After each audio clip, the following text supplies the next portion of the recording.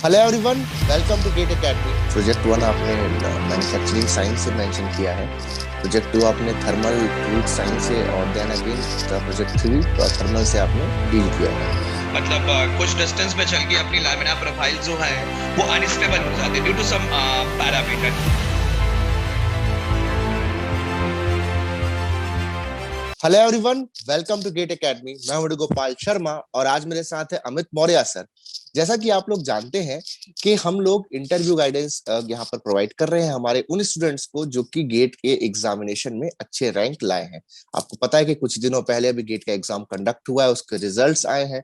और उनमें जो भी स्टूडेंट्स हैं जो कि कुछ रैंक अच्छा या कोई अच्छा गेट स्कोर आप कह सकते हैं कि उन लोगों को मिला है, तो वो डेफिनेटली एनआईटीज, आईआईटीज या पीएसयू में जाना चाहेंगे और उसके लिए उनको इंटरव्यू फेस करना पड़ेगा।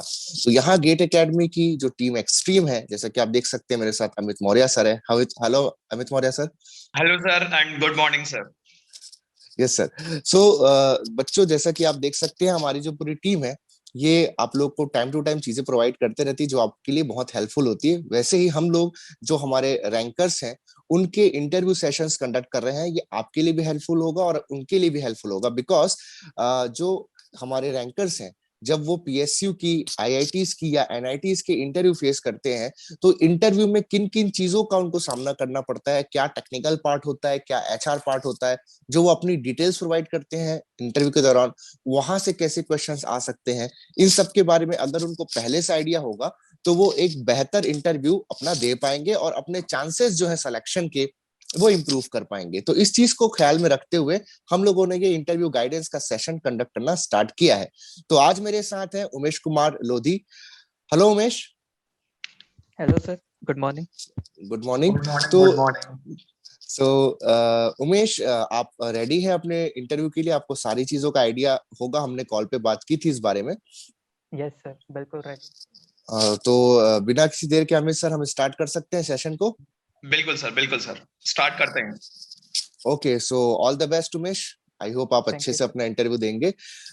चलिए सर स्टार्ट करते हैं। तो उमेश कुमार, आपकी सीवी में मैं देख सकता हूँ आपने यहाँ पर Indian institute of technology Indore से बीटेक किया हुआ है।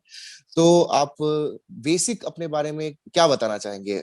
ऐसी चीजें जो मतलब जर्नलिस्ट सीवी में हम लोग नहीं लिखते, अपार्ट फ्रॉम सीवी, कुछ अपने बारे में बताना चाहेंगे, अपने पर्सनालिटी के बारे में बताना चाहेंगे? सर, असाइड सीवी से अलग मैं अपनी कुछ क्वालिटीज बताना चाहूँगा जो जिसके कारण मुझे लगता है कि गेट में मुझे सफलता मिली है। मैंने काफ़ी कम टाइम में अराउंड 3 महीने में गेट रैंक लाई। मुझे लगता है कि मैं काफ़ी सेल्फ डिसिप्लिन्ड हूँ और कंसिस्टेंट हूँ।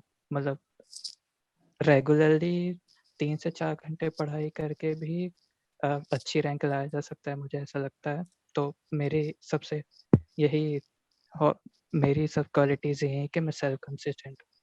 मेरी हॉबीज़ मैंने अभी सीवी में मेरी हॉबीज़ मैंने चेस और वॉलीबॉल लिखी हैं, पर अभी लॉकडाउन में मैंने रनिंग भी करना स्टार्ट किया है क्योंकि मैं आर्मी एरिया में रहता हूँ, तो मुझे उसमें अभी इंटरेस्ट है।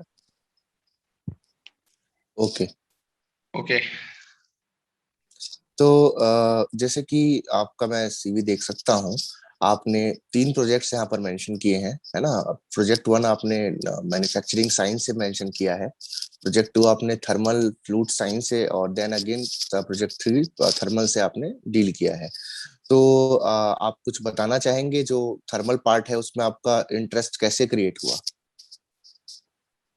सर, मुझे सेकेंड सेमेस्टर में हमारा fluid mechanics and fluid machinery था, तो मुझे स्टार्टिंग से ही फ्लूइड मैकेनिक्स में काफ़ी इंटरेस्ट था।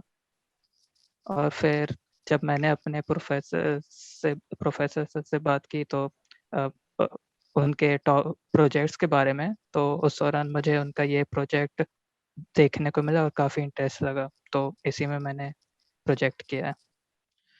तो उमेश साहब का एग्जैक्टली प्रोजेक्ट क्या था? मतलब फ्लूइड मैकेनिक्स में आपने कौन से एरिया में जो है वो काम किया है?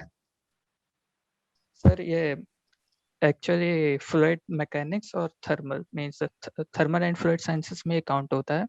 तो जी जैसे जी कि प्लेट मैन्युफैक्चरिंग होता है रोलिंग में, तो जी उसकी हॉट रोलिंग से जब वो मैन्युफैक्चर होता है तो उसकी हमें कूलिंग भी करना होता है, तो हमें हाई हीट ट्रांसफर रेट चाहिए होता है। तो जी जी जी उसमें नॉर्मली हम एक जेट इम्पिंचमेंट करते हैं कि एक वर्टिकली उस पे जेट लगा दिया और कभी मेश्ड या कभी प्योर वाटर से उसकी कूलिंग की जाती है। तो इसी में अब हम मेरा प्रोजेक्ट ये था कि वो जो जेट है उसके इंक्लिनेशन से क्या इफेक्ट पड़ता है, और जैसे कि हमने थर्मोडायनेमिक्स हीट ट्रांसफर में पढ़ा है कि फिल्म में बॉइलिंग भी होती है, तो उसके बाद एक एक टाइम आता है कि वो जो जब फिल्म में पूरी वापस डिस्ट्रॉय होने लगती है, तो वो जो जेट अनस्टेबल फिल्म। हाँ, जब वो जेट उसे दोबारा हिट करती है तो उसमें कौन सा हीट ट्रांसफर कोफिशिएंट क्या है, उसके उसको हमने अलग-अलग एक्सपेरिमेंट्स में कंपेयर किया है, अलग-अलग इंक्लिनेशन एंगल के लिए और अलग-अलग फ्लो रेट्स के लिए भी। ओके। तो तो अगर आप बताना चाहेंगे कि इसका एडवांटेज क्या हो, मतलब इससे क्या इम्प्रूवमेंट होगा सिस्टम में, उसको एक बार ब्रीफ कीजिए। सर, इसमें अब हमारे पास इंडस्ट्री में वेरिएशन है, मतलब हम का जो अभी करंट प्रोसेसर्स है उसमें वर्टिकल इम्पिंजमेंट किया जाता है। अब इसमें भी हमारे पास काफ़ी ऑप्शन है, टॉप इम्पिंजमेंट या बॉटम इम्पिंजमेंट, या हम जेट एंगल भी चेंज कर सकते हैं जिस एंगल पे जेट इम्पिंजमेंट हो रहा है। मान लेते हैं अगर हम 0 से 90 डिग्री पे उसे वेरी कर रहे हैं, तो अगर 90 डिग्री विथ हॉरिजॉन्टल बना रहा है जेट, तो उसमें जो एरिया कवर्ड होगा कूलिंग के लिए हम्म। वो काफ़ी कम होगा। हम इंक्लिनेशन चेंज करेंगे तो एरिया कवर्ड ज़्यादा होगा, पर फिर उसकी वेलोसिटी भी अब कुछ कम पड़ेगी क्योंकि इंक्लिनेशन चेंज हो रही है। तो इसी से हमने इतने काफ़ी सारे पैरामीटर्स चेंज करके हमने एक ऑप्टिमम एंगल जो कि 30 डिग्री फ्रॉम द वर्टिकल हमें मिला था, उसको पाया है। तो ये हमें लगता है कि इस एंगल पे हम इम्पिंज करेंगे, और भी पैरामीटर्स होते हैं जैसे कि jet dia to nozzle, hmm. Nozzle dia, distance from the nozzle, तो इन सब की एक ऑप्टिमम वैल्यूज हमने पाने की कोशिश की है। तो मैं आपसे ओके। एक सवाल करना चाहूंगा। हाँ सर, हाँ सर। हाँ, पहले आप फिर मैं। जी सर। तो मैं पूछना चाहूंगा कि ये जो आपने प्रोजेक्ट किया, इसमें आपने कौन से सॉफ्टवेयर का इस्तेमाल किया? कोई सॉफ्टवेयर का इस्तेमाल हुआ था कि किसी दूसरे मेथड से आपने ये सब चीजें की हैं? हाँ सर, मतलब अब इसकी एनालिसिस करने के लिए तो पहले हमें टेम्परेचर मेजर करना होगा, तो एक जी। आईआर कैमरा होगा, उसका एक आईआर कैमरा हमने बाय किया था, तो उसका खुद का एक सॉफ्टवेयर है। उसके जो रिकॉर्ड्स हैं, मतलब उसका टाइम फ्रेम 0.01 सेकंड का उसका फ्रेम रेट था, तो वो सारे डेटा को हम एक तरह से इंपोर्ट करके एक्सेल में या मैटलैब में यूज़ करते थे, ताकि हम स्लोप पता कर पाएँ dt बाय dx। फिर वो आगे हीट ट्रांसफर कोएफिशिएंट कैलकुलेट करने में यूज़ होता है, तो इसमें मैटलैब भी यूज़ किया हमने, एक्सेल भी यूज़ किया और ग्राफ प्लॉट करने के लिए भी एक अदर सॉफ्टवेयर यूज़ किया। ओके। तो जैसा मैं समझ पा रहा हूँ आपका प्रोजेक्ट जो है वो फ्लूइड एंड थर्मल, ठीक है, दोनों डोमेन से है, यानी इनडायरेक्टली अपन बोल सकते हैं कि ये हीट ट्रांसफर से रिलेटेड है। तो जैसा कि आपने यहाँ पर कूलिंग के लिए जो है वो जेट को यूज किया, जेट को मतलब स्ट्राइक करवाया है और उससे कूलिंग करवाई है एट सर्टेन एंगल जो भी आपने सेट किया, जैसे आपने अभी 30 डिग्री बोला। तो बेसिकली जैसे यहाँ पर अगर आप देखोगे तो आपका कुछ अमाउंट से नेचुरल कन्विक्शन भी हो रहा होगा और कुछ अमाउंट से आपका फोर्स्ड कन्विक्शन भी हो रहा होगा, ठीक है।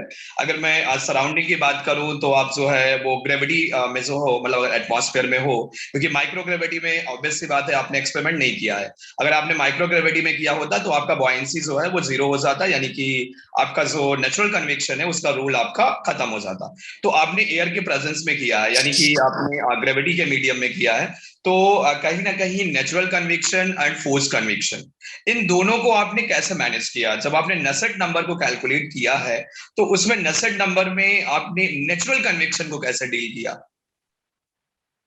सर, असल में नेचुरल कन्वेक्शन इतने कम फ्रेम रेट, इतने कम टाइम में, मतलब जैसे ही हम हिट करते हैं तो कुछ ओके। पार्ट ऑफ सेकेंड में ही उसका टेम्परेचर अराउंड 500 डिग्री हमने ऑब्जर्वेशंस करी 500 डिग्री से लेके 78 डिग्री इस टाइप से टेम्परेचर ड्रॉप हुआ था। बढ़ गया, ठीक है, बिल्कुल। तो इतने कम टाइम फ्रेम में इतना ज़्यादा टेम्परेचर ड्रॉप होना, और हम फोर्स्ड कन्वेक्शन यूज़ कर रहे हैं, मतलब वाटर यूज़ कर रहे हैं या मिस्ट यूज़ करते हैं, बिल्कुल, तो बिल्कुल, बिल्कुल। जो हमारा हीट ट्रांसफर कोफिशिएंट है वो काफ़ी ज़्यादा है, मतलब around 10 to the power 4 times of natural convection है, तो हमने जी, जी, बिल्कुल, नेचुरल बिल्कुल। कन्वेक्शन को इसमें कंसीडर नहीं किया था। ओके, यानी आपने नेचुरल कन्वेक्शन को कंप्लीटली जो है रिमूव कर दिया। तो यस जो सर। भी आपने यहाँ पर कूलिंग रेट निकाला है, उसका जो हीट ट्रांसफर कोएफिशिएंट है, that totally based on a forced convection theory, ठीक है। यस तो सर। आपने फोर्स्ड कन्वेक्शन की थ्योरी में जब आपने नसेट नंबर को कैलकुलेट किया, तो नसेट नंबर में आपने एंगल ऑफ इंक्लाइनेशन या जो भी आपकी वेलोसिटी थी, क्योंकि अगर आप वर्टिकल से अगर इंपैक्ट नहीं करवा रहे हो, सर्टेन एंगल पे करवा रहे हो, तो थीटा का भी रूल आएगा। तो थीटा को कैसे आपने यहाँ पर यूज किया टू कैलकुलेट द रेनॉल्ड या नसेट? सर हम ये कहते थे कि हम जेट मतलब हम मैथमेटिकल मॉडल में, क्योंकि एक्सपेरिमेंटल में तो आप डायरेक्ट, जैसे आपने बोला आईआर कैमरा हम यूज कर रहे हैं, ठीक है, तो आईआर कैमरे से आप जो है एक्सपेरिमेंटल तो जो है ऑब्जर्वेशन आप ले लोगे, ठीक है, एग्जैक्टली जो टेम्परेचर वहां का वो मेजर कर लोगे। बट अगर हम बात करें न्यूमेरिकल मॉडल की, अगर यही मुझे न्यूमेरिकल उसमें करना होता, देन हम कैसे इसको डील करते?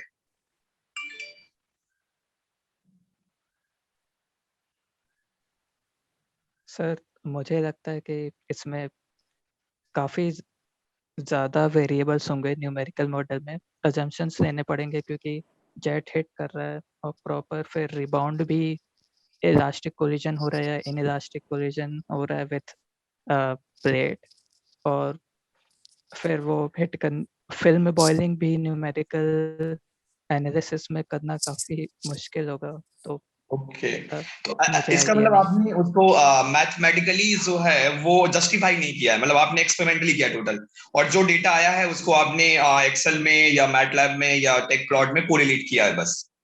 Yes sir. और मैथमेटिकल मॉडल उसका डेवलप नहीं किया।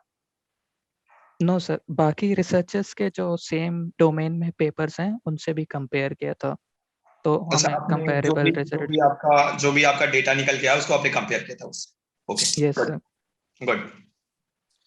हाँ सर। ओके उमेश, तो ये बताना चाहेंगे आपके दूसरे जो सब्जेक्ट्स हैं, है ना, टेक्निकल सब्जेक्ट्स, उसमें आपके फेवरेट या कह सकते हैं कि एरिया ऑफ इंटरेस्ट वाले सब्जेक्ट कौन कौन से हैं? सर मुझे फ्लूइड मैकेनिक्स, थर्मोडायनेमिक्स तो पसंद है ही, हीट ट्रांसफर भी सेम डोमेन में है, और मैन्युफैक्चरिंग साइंस भी मुझे पसंद है। ओके, तो मैन्युफैक्चरिंग साइंस या मटेरियल साइंस वगैरह तो पढ़ते ही होगे आप, यस कि सर, स्किप करते हैं बट उसको एरिया जनरली? साइंस में थोड़ा, अब मैं कोशिश करूंगा आंसर देने की। अच्छा, iron carbon diagram, triple T diagram, ये सब क्लियर है कि इसमें उतना आपका कमांड नहीं है? नो सर, कमांड नहीं है मुझे उतना उसमें। अच्छा, तो जैसे कि अब मान लीजिए सपोज आपको प्लेस कर दिया जाए जस्ट ऐसे किसी मैन्युफैक्चरिंग यूनिट में जहाँ आयरन मैन्युफैक्चर होता है, स्टील मैन्युफैक्चर होता है प्रॉपर, तो उस कंडीशन में फिर अगर आपको नॉलेज नहीं है तो आपको लगता है कि आप कैसे उसको कोप अप कर पाएंगे वहाँ के वर्किंग एनवायरनमेंट को? सर मुझे लगता है कि मैं अराउंड, अगर मुझे उसमें प्लेस किया जाता है तो मुझे ऑब्वियसली और एक से 2 महीने का टाइम मिलेगा और वहाँ भी ट्रेनिंग होगी, तो अगर मैं 1 से 2 महीने में भी कोशिश करता तो मैं काफ़ी गेन कर सकता हूँ सेल्फ स्टडी करके। मुझे बेसिक्स क्लियर है मटेरियल साइंस का, मुझे डीप में उतना नॉलेज नहीं है। ओके ओके, तो हीट ट्रीटमेंट प्रोसेसेस के बारे में आइडिया है? Yes sir. अच्छा, टेम्परिंग के बारे में बताइए कुछ। टेम्परिंग सर, टेम्परिंग स्टेप है, हम बेसिकली कोई भी हीट हीट ट्रीटमेंट प्रोसेस करते हैं, एनीलिंग या नॉर्मलिंग, तो उसके बाद एक टेम्परिंग उसका कॉमन एंड प्रोसेस है। ठीक ठीक ठीक, ऐसा नहीं है, इस पे आप थोड़ा सा और बाद में देखिएगा, है ना, वर्क कीजिएगा yes sir. Tempering heat treatment processes के ऊपर। अच्छा, तो कास्टिंग में कंफर्टेबल है? Yes sir. Okay, aspiration effect के बारे में कुछ बताइए।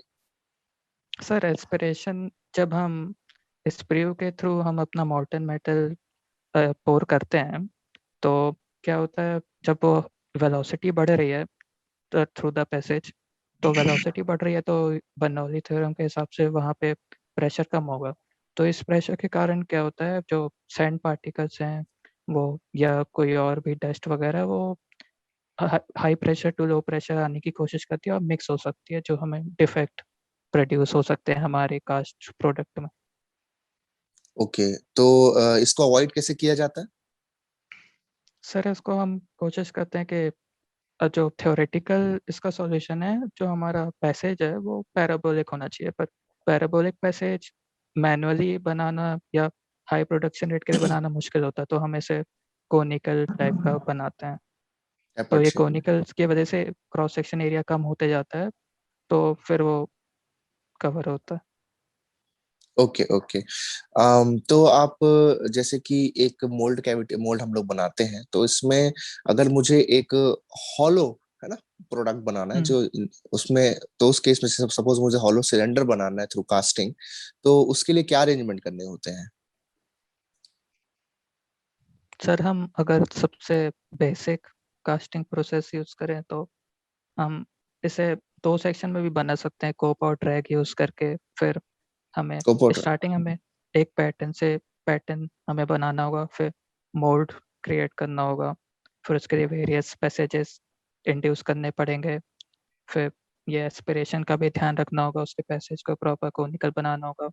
और उसके जो मोल्डिंग सैंड है, अगर हम सैंड कास्टिंग कर रहे हैं तो प्रॉपर उसकी रैम रैमिंग करनी होगी विथ हैमर, या अ, वो वुडन हैमर जो होता है उसकी मदद से। ओके उमेश। जी सर। हाँ उमेश, आपके प्रोजेक्ट से ही एक दो क्वेश्चन मैं थर्मल से ही पूछ रहा हूँ। जैसे आपने बोला कि एफएम जो है वो मेरा मतलब इंटरेस्टेड सब्जेक्ट है, तो कुछ एफएम से और कुछ एसटी से ही मैं पूछूंगा। जैसे मान लो सपोज दैट दो टाइप की आपकी साइकिल्स हैं, एक आपकी गैस पावर साइकिल यानी ब्रेटन साइकिल है, और एक आपकी जो है वो वेपर पावर साइकिल यानी आपकी रैंकाइन साइकिल है। तो जैसे आपने मे भी नोटिस किया होगा कि रैंकाइन साइकिल में जो मैक्स टेम्परेचर होता है वो नियर अबाउट 700 या 800 केल्विन के अप्रॉक्स होता है, और गैस पावर साइकिल में ये 13 से 1400 केल्विन के नियर अबाउट होता है। तो ऐसा क्यों होता है? मतलब रैंकाइन में हम और टेम्परेचर मैक्सिमम रीच क्यों नहीं कर पाते हैं? क्योंकि जितना ज्यादा टेम्परेचर मैक्सिमम बढ़ता जाएगा उतनी अपनी साइकिल की एफिशिएंसी क्या होती जाएगी, बढ़ती जाएगी। तो क्या यस सर। कंस्ट्रेंट होती हैं अगर हम वेपर साइकिल से कंपेयर करें? क्योंकि आपका कूलिंग ही टॉपिक है, जैसे आपने ब्लेड की कूलिंग कर रखी है, ठीक है, तो उसी से रिलेटेड मैं आपसे पूछ रहा हूँ कि ऐसा क्या होता है, मतलब क्या प्रॉब्लम हो जाती है रैंकाइन साइकिल में कि हम उतना मैक्सिमम टेम्परेचर लेके नहीं जा पाते? सर ब्रेटन साइकिल नॉर्मली हमारे गैस इंजन्स यानी कि जेट इंजन्स में यूज़ होता है, और हमारा Rankine cycle normally power plants में यूज़ होता है। तो पावर प्लांट्स में जो ये हाई टेम्परेचर ना पहुंच पाना हमारी मटेरियल की मटेरियल की हीट रेजिस्टेंस प्रॉपर्टीज पे डिपेंड करता है। तो तो वो सेम ब्लेड हम रैंकाइन साइकिल में यूज कर लें, मतलब जो मटेरियल हम ब्रेटन साइकिल के लिए यूज कर रहे हैं ब्लेड को मैन्युफैक्चर करने के लिए, सेम वो हम रैंकाइन साइकिल के लिए यूज कर लें। वो तो रेजिस्टेंस बियर कर जाता है, तो यहाँ पर उसको हम यूज कर सकते हैं। सर यहाँ हमारे पास स्टीम होता है, और वेपर वे गैस साइकिल में हमारे पास एयर होता है। तो ये स्टीम और हाई टेम्परेचर पे स्टीम प्लस क्रीप इफेक्ट्स वगैरह डोमिनेट कर जाएंगे, और एयर हमारा उतना डैमेज नहीं करता जितना स्टीम करता है, क्योंकि हमारे पास मोमेंटम भी काफ़ी ज़्यादा हिट करने के लिए ब्लेड्स पे, तो ओके, इसलिए। थोड़ा सा इसको देखिएगा उमेश, क्योंकि एक्चुअली जो है ये कूलिंग से ही रिलेटेड है, ठीक है।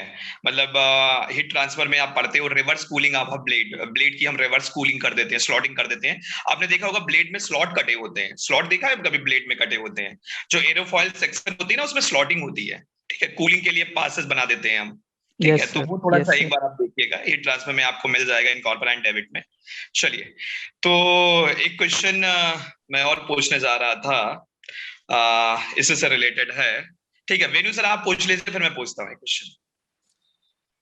हाँ भाई वेणु सर। उमेश, आपका आपने यहाँ पर बताया है कि आपको चेस खेलना शायद पसंद है, आप हेड ऑफ चेस क्लब भी रहे हैं।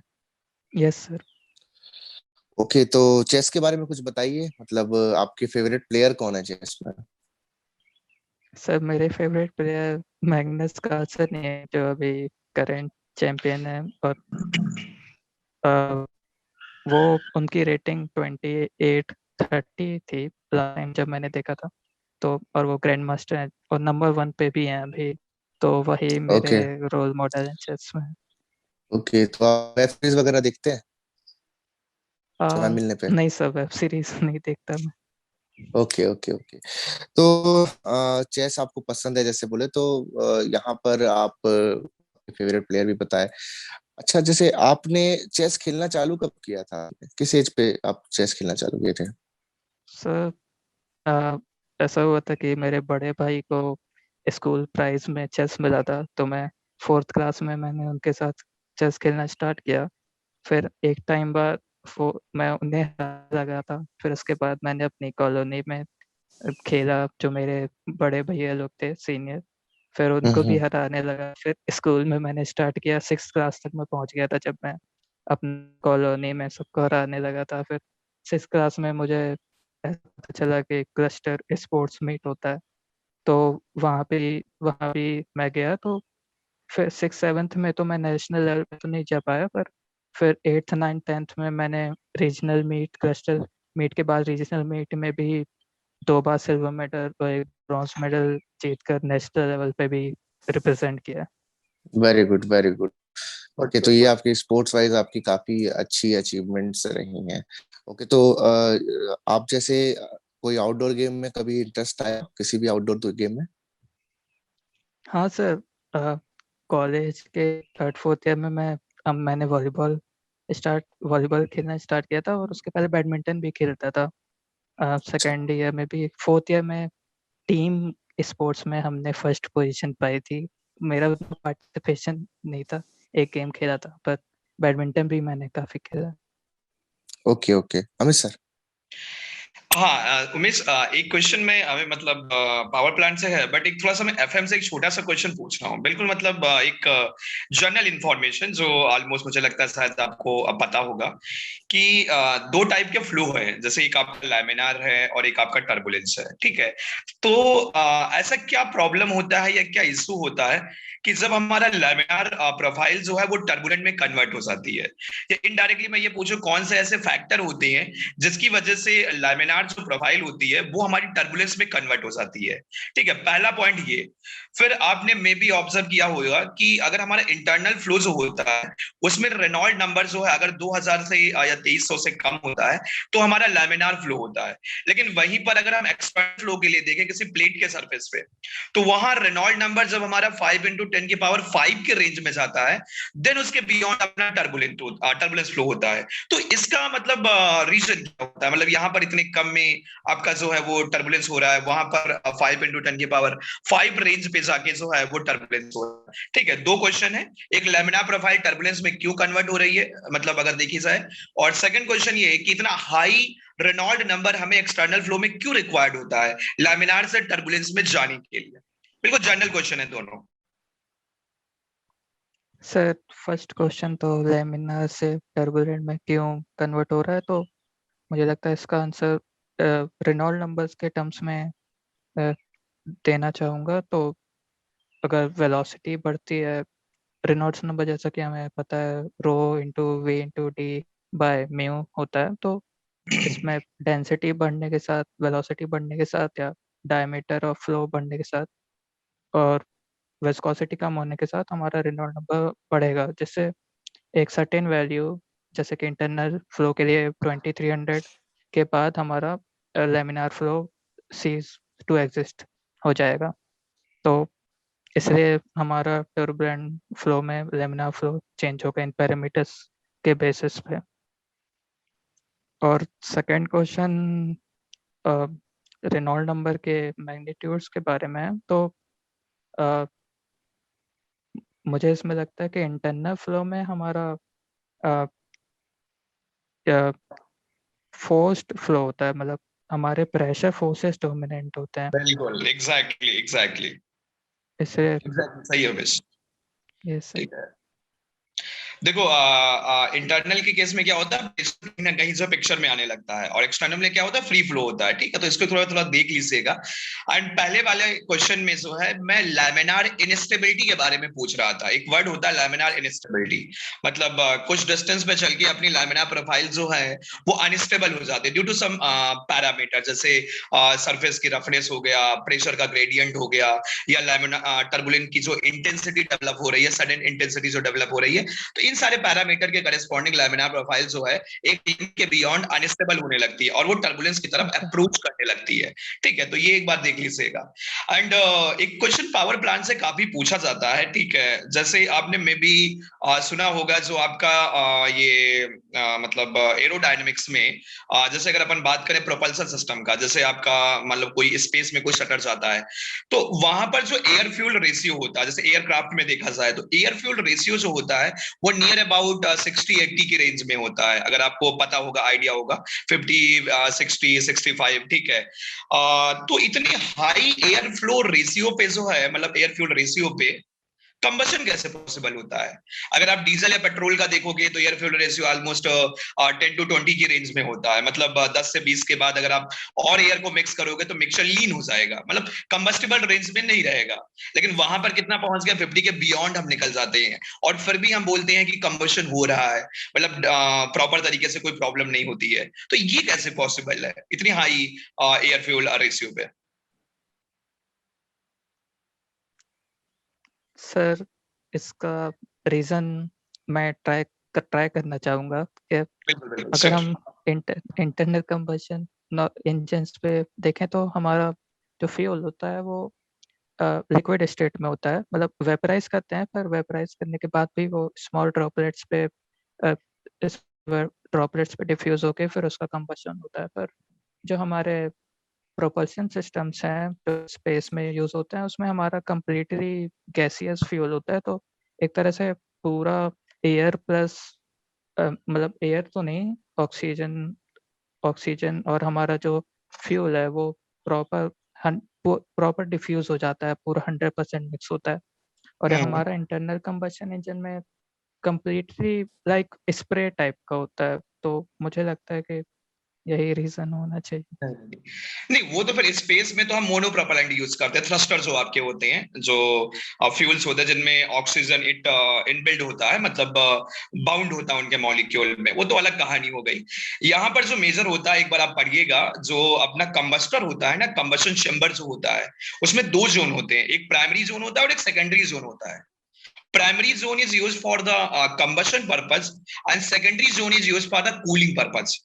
हम दोनों जोन में एयर की सप्लाई करते हैं। ठीक है, प्राइमरी में कंबशन होता है तो प्राइमरी में एयर उतनी ही देते हैं जितना कंबशन की रिक्वायरमेंट होती है, लेकिन सेकेंडरी में हम कूलिंग के लिए भी यूज करते हैं। और जब हम एयर फ्यूल रेशियो निकालते हैं ना, तो वो प्राइमरी और सेकेंडरी को एयर को जोड़ के निकालते हैं। तो एयर हम दो अच्छा। जगह सप्लाई करते हैं, फ्यूल हम एक ही जगह देते हैं। ठीक है, इसकी वजह से अपना जो एयर फ्यूल रेशियो है वो काफी ज्यादा हो जाता है। ठीक है, तो एक बार देखिएगा डिटेल में। यस सर, चलिए, थैंक यू सर, ये मुझे पता नहीं था बिल्कुल। विष्णु सर। जी सर। हाँ बेटा, कंफर्टेबल हो, एंजॉय कर रहे हो सेशन अपना? हाँ सर, काफी। तो मैं ये आपसे मैन्युफैक्चरिंग साइंस से थोड़ा सा क्वेश्चन पूछना चाहूंगा, मैन्युफैक्चरिंग से। आपको पाउडर मेटलर्जी के बारे में आइडिया है? Yes sir. एक बेसिक प्रोसेस जो होता है उसका, एकदम basic step by step process, कोई बताएंगे आप कि पाउडर मेटलर्जी कैसे कंडक्ट होती है? फंडामेंटल। सर, हमारा जो फर्स्ट मेटल पाउडर होता है, फिर उसको हम रिक्वायर्ड कैविटी में पुट करके उसे प्रेस, सर मुझे एग्जैक्ट टर्म्स नहीं पता है, पर एक प्रोसेस पता है तो ओके ओके ओके ओके, इसको थोड़ा सा आप पढ़ सकते हैं। जो एटमाइजेशन करते हैं हम लोग, पाउडर बनाने का प्रोसेस है, देन कॉम्पैक्शन, देन सिंटरिंग करते हैं उसकी। तो ये बेसिक प्रोसेस एक बार उसका पढ़ लीजिएगा, आप किसी भी अच्छी स्टैंडर्ड मैन्युफैक्चरिंग की बुक में मिल जाएगा। मेटल कटिंग के Yes. बारे में कुछ आइडिया है आपको? Metal cutting, yes sir. ना, ओके, तो एक सिंगल पॉइंट कटिंग टूल में मैं बात करता हूँ, है ना। जो लिप एंगल है ना, लिप एंगल जो होता है वो क्या होता है? Sir lip angle directly proportional to हमारा स्ट्रेंथ ऑफ टूल होता है, तो जितना ज़्यादा हमारा लिप एंगल होगा, हमारा रेक सरफेस और कटिंग एज के बीच का जो एंगल है वो लिप एंगल से डिनोट करते हैं, और ये इस कौन सा टूल सरफेस की बोले? स्ट्रेंथ रैक सरफेस, हाँ हाँ। और ठीक, कटिंग एज। ओके। तो तो बैक रैक एंगल जानते होंगे आप? No sir. Okay, negative rake angle आप जो हम लोग यूज करते हैं, यस सर, यस है सर। ना, उसके उसका क्या पर्पस क्या होता है उसका? सर नेगेटिव रेक एंगल हम हाई स्ट्रेंथ ऑफ टूल के लिए यूज करते हैं। जितना ज़्यादा नेगेटिव रेक एंगल होगा उतनी ज़्यादा टूल स्ट्रेंथ होगी। Okay, okay. और अगर ऐसा मैं पॉजिटिव रैक एंगल यूज करूंगा तो उससे क्या मतलब मेरे साथ चीजें हो सकती हैं? What are the consequences of using a positive rake angle? Sir positive angle में हमारा जो कटिंग फोर्स है वो हमें ज़्यादा मिलता है, पर उसके साथ उसमें लिप एंगल, पॉजिटिव एंगल के लिए हमें लिप एंगल कम मिलेगा, तो फिर एक तरह से वो पॉइंटेड टूल होगा जिसमें उसकी स्ट्रेंथ भी कम होगी, तो हमें रिस्क होता है कि वो टूल टूट सकता है। तो कुछ हमें पर्टिकुलर मेटल्स पे ही, सॉफ्ट मेटल जिस पे हमें ज़्यादा स्ट्रेंथ की यूज़ ना हो, उस पे हम पॉजिटिव रेक एंगल वाले टूल्स यूज़ कर सकते हैं। ओके, शेपर और प्लेनर के बारे में आपको आइडिया तो होगा ना।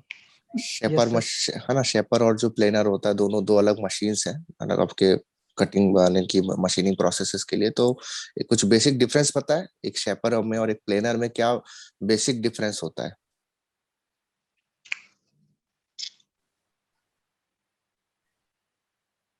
नहीं पता?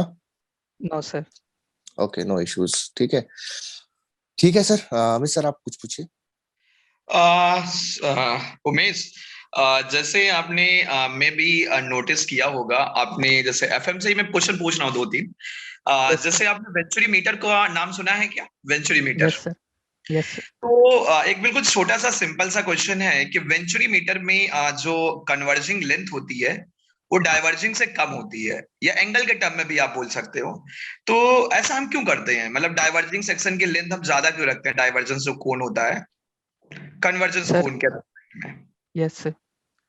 सर अगर हम डाइवर्जिंग लेंथ की लेंथ कम रखेंगे तो हमें एंगल, डाइवर्जिंग एंगल ज़्यादा रखना होगा, तो उसके कारण हमारा जो फ्लो है वो फ्लो सेपरेशन हो सकता है। तो इसलिए हम डाइवर्जिंग एंगल को कम रखते हैं, और ताकि फ्लो सेपरेट ना हो और हमें ज़्यादा लॉसेस ना मिले।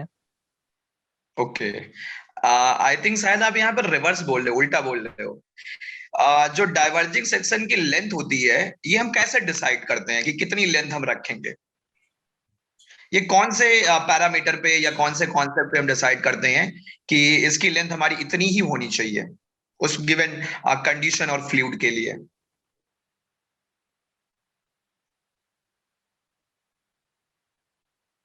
सर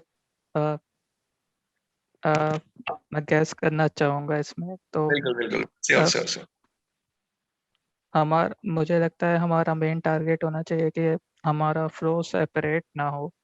तो हमें जो डाया है, थ्रोट एरिया, उस पे भी ये डिपेंड करेगा, और वेलोसिटीज, ऑर्डर ऑफ वेलोसिटीज जो हम यूज़ कर रहे हैं उस पे भी डाइवर्जिंग लेंथ डिपेंड करनी चाहिए, और कन्वर्जिंग चलिए, लेंथ पे भी डिपेंड करना चाहिए। बिल्कुल उमेश, मैं बता देता हूँ, दो बेसिक कॉन्सेप्ट होते हैं। एक होता है रिवर्स फ्लो को हमें कंट्रोल करना होता है, और सेपरेशन डिजायर होता है, चाहिए होता है।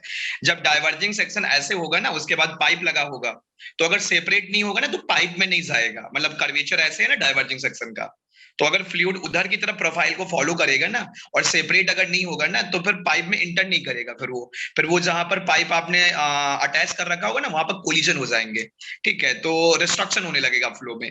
तो एंड पॉइंट पे सेपरेशन अपने को चाहिए होता है, अच्छा ठीक है, और रिवर्स फ्लो को कंट्रोल करना होता है। तो उसके बेसिस पे, इन दो कॉन्सेप्ट के बेसिस पे हम लोग डाइवर्जिंग सेक्शन के लेंथ को डिसाइड करते हैं, ठीक है। चलिए, दूसरा क्वेश्चन मैं आपसे पूछ रहा था, मतलब एक क्वेश्चन था, एफएम से ही है। वेन्यू सर, आप कुछ पूछ रहे हो सर? बिल्कुल सर। हाँ मुझे आप, हाँ जी, आपका हीट ट्रांसफर आपका एक सब्जेक्ट ऑफ इंटरेस्ट है ना? Yes sir. जी, तो ट्रांजिएंट हीट कंडक्शन के बारे में बात करते हैं, ठीक है। Yes sir. ओके, तो जैसे कि हम लोग एक लंप पैरामीटर मॉडल हम लोग यूज करते हैं, है ना? तो उसका बेसिक्स क्या होता है, बेसिक्स ऑफ लंप पैरामीटर एक बार आप बताइए मुझे। सर हम बायोट नंबर को यूज कर सकते हैं एक सिस्टम लम्प्ड है या नहीं है ये कंसिडर करने के लिए। तो अगर किसी सिस्टम की conductivity, internal conductive resistance, external convective resistance से काफ़ी कम है, तो एक तरह से हम कह सकते हैं कि बहुत ही टेम्परेचर वेरिएशन जो उस बॉडी के अंदर है वो कांस्टेंट रहेगा। कांस्टेंट टेम्परेचर पे अगर वो बॉडी रहती है तो हम उसे लम्प्ड बॉडी कंसिडर कर सकते हैं। ओके, तो यानी कि यहाँ जो हम लंप्ड शब्द यूज कर रहे हैं वो बेसिकली इशारा कर रहे हैं कि यूनिफॉर्म टेम्परेचर सिस्टम को, यस सर। है ना? ओके, तो अब जैसे कि मैं एक बात करूं, क्या इस लंप पैरामीटर एनालिसिस का हम लोग यूज, है ना, अगर मैं क्लचेस एक्सेट्रा में करना चाहूं तो क्या कर सकता हूं? जो क्लचेस होते हैं, मैकेनिकल फ्रिक्शनल क्लचेस जो होते हैं, सिंगल प्लेट क्लच वगैरह, तो उसमें क्या इस मॉडल को यूज किया जा सकता है?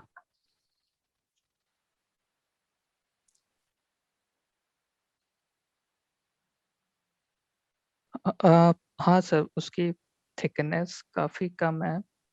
क्लच की थिकनेस अराउंड कुछ एमएम के ऑर्डर में होती है, तो मुझे लगता है उसमें कांस्टेंट टेम्परेचर की कंडीशन हम अप्लाई कर सकते हैं। गुड गुड, इसको यूज करते हैं। इसके ऊपर एक मॉडल है, अगर आप कोई स्टैंडर्ड टेक्स्ट फॉलो करते हो मशीन डिजाइन का तो आपको उस पर मिलेगा कि यस बिल्कुल किया जाता है। उसके बेस उस पे बेस्ड एक मॉडल भी है, तो इट्स अ गुड आंसर। अच्छा, जैसे कि हम लोग बात करते हैं, है ना, एक एक फ्री सरफेस पे, यानी कि एक फ्लैट सरफेस पे जो हम लोग कूलिंग के बाद या हीटिंग प्रोसेस की बात करते हैं, ठीक है। आपका फ्री वहां पर फ्री कन्वेक्शन हो सकता है, वो फोर्स कन्वेक्शन भी हो सकता है। तो हम लोग यहाँ पर क्या कभी ऐसा बोल सकते हैं कि आपकी अगर एक प्लेट है, उस पर अगर liquid let's say water flow हो रहा है ना, तो आपके कौन से जोन में आपको अगर उसमें वो जो फ्लो है that is going to convert from laminar to turbulent, तो आपका जो हीट ट्रांसफर है वो कौन से पार्ट से आपको ज्यादा मिल रहा होगा, लेमिनार लेंथ से मिल रहा होगा या जिस लेंथ से फ्लो टर्बुलेंट है? सर हमें टर्बुलेंट में ज़्यादा हीट ट्रांसफर मिलेगा because of eddies and random flow. तो ज़्यादा motion of particles turbulent flow में काफ़ी ज़्यादा होता है, तो उसमें हीट ट्रांसफर हमें ज़्यादा मिलना चाहिए। ओके, मैं जैसे कि हम लोग जनरली फर्नेस में हम लोग बात करते हैं, है ना, बॉयलर वगैरह में जो फर्नेस वगैरह है या किसी भी दूसरे फर्नेस की बात कर सकते हो, तो वहां पर आपको क्या कौन कौन से मोड ऑफ हीट ट्रांसफर देखने को मिलते हैं?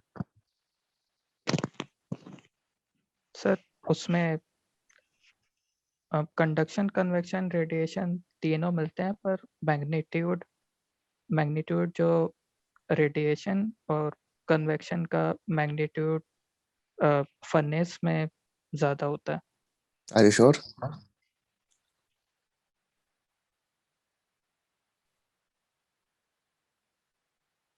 Yes sir.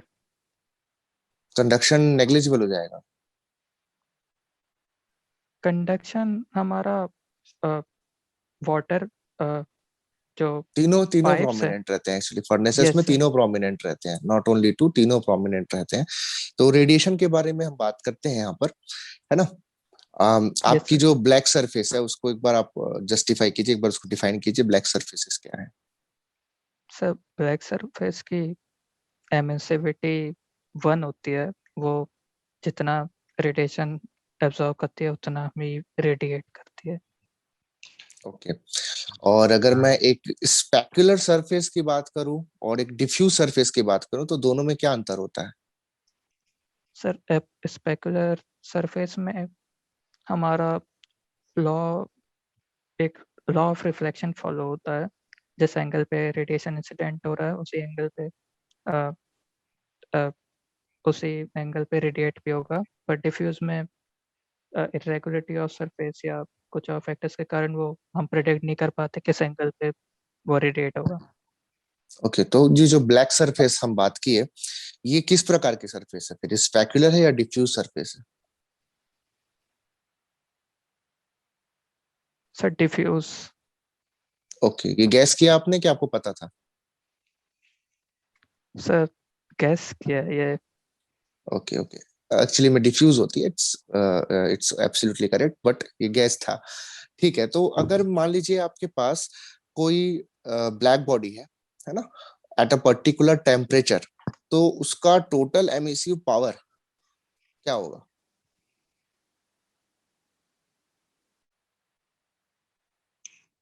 सर फॉर्मूले से बताऊं तो उसका टेम्परेचर की पावर 4 के डायरेक्टली प्रोपोर्शनल होगा। और उसमें ओके कोफिशिएंट स्टीफेंस कांस्टेंट जिसकी वैल्यू ओके 5.67 इंटू 10⁻⁸ वाट पर मीटर स्क्वायर। ये जो इसकी स्पेक्ट्रल एमिसिव पावर होती है, स्पेक्ट्रल एमिसिव पावर जो इसकी होती है, अगर आपको पता है स्पेक्ट्रल एमिसिव पावर, जैसे कि मैं आपको बोलूं कि एमिसिव पावर है as a function of the wavelength of radiation, right? If मैं अगर आपको एट अ पर्टिकुलर टेम्परेचर ये दे दूं, जिसको ईबी लैम्डा बोलते हैं, स्पेक्ट्रल एमिसिव पावर, है ना, और ये as a function of wavelength अगर आपको दे दिया जाए, ठीक है, तो आप इसको फाइंड आउट कर सकते हैं यहाँ से टोटल एमिसिव पावर। हाँ सर, अगर लैम्डा के फंक्शन में हमें दिया है तो टोटल इंटीग्रेशन की मदद से हम उसे फाइंड कर सकते हैं टोटल एमिसिव पावर कितना है। ओके ओके, और अगर यहाँ से जो रिजल्ट आएगा मैं पूछूं इंटीग्रेट करने पे, तो वो रिजल्ट क्या मिलेगा?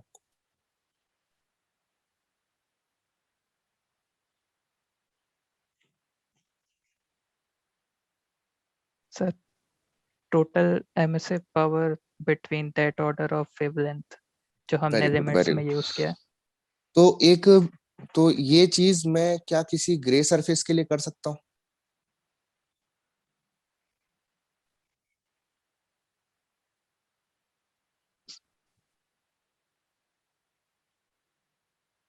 सर कॉम्प्लेक्स होगा, अ, थोड़ा कॉम्प्लेक्स हो मुझे जाएगा। नहीं लगता। यस तो सर। स्टीफन बोल्ट्जमैन लॉ जो आप बोल रहे हो, sigma into T raise to power 4, ये आपका एब्सोल्यूट टेम्परेचर है, उसकी फोर्थ पावर जो है, तो ये हम लोग इसमें कुछ इसमें मॉडिफिकेशन करके क्या इसको यूज नहीं कर सकते हम ग्रे सरफेसेस के लिए? Yes sir, emissivity coefficient introduce कर सकते हैं हम उसमें। यस, तो तो ग्रे फिर वहां सरफेस की जो भी। तो फिर वो वहां से जो प्रोसेस आपने अभी ब्लैक बॉडी के इंटीग्रेशन वगैरह किया, उसमें भी फिर सेम चीज ऑब्वियसली हम लोग कर सकते हैं। तो क्या आप बताना चाहेंगे कि एक ब्लैक सरफेस, एक रियल सरफेस और एक ग्रे सरफेस में क्या डिफरेंस होता है?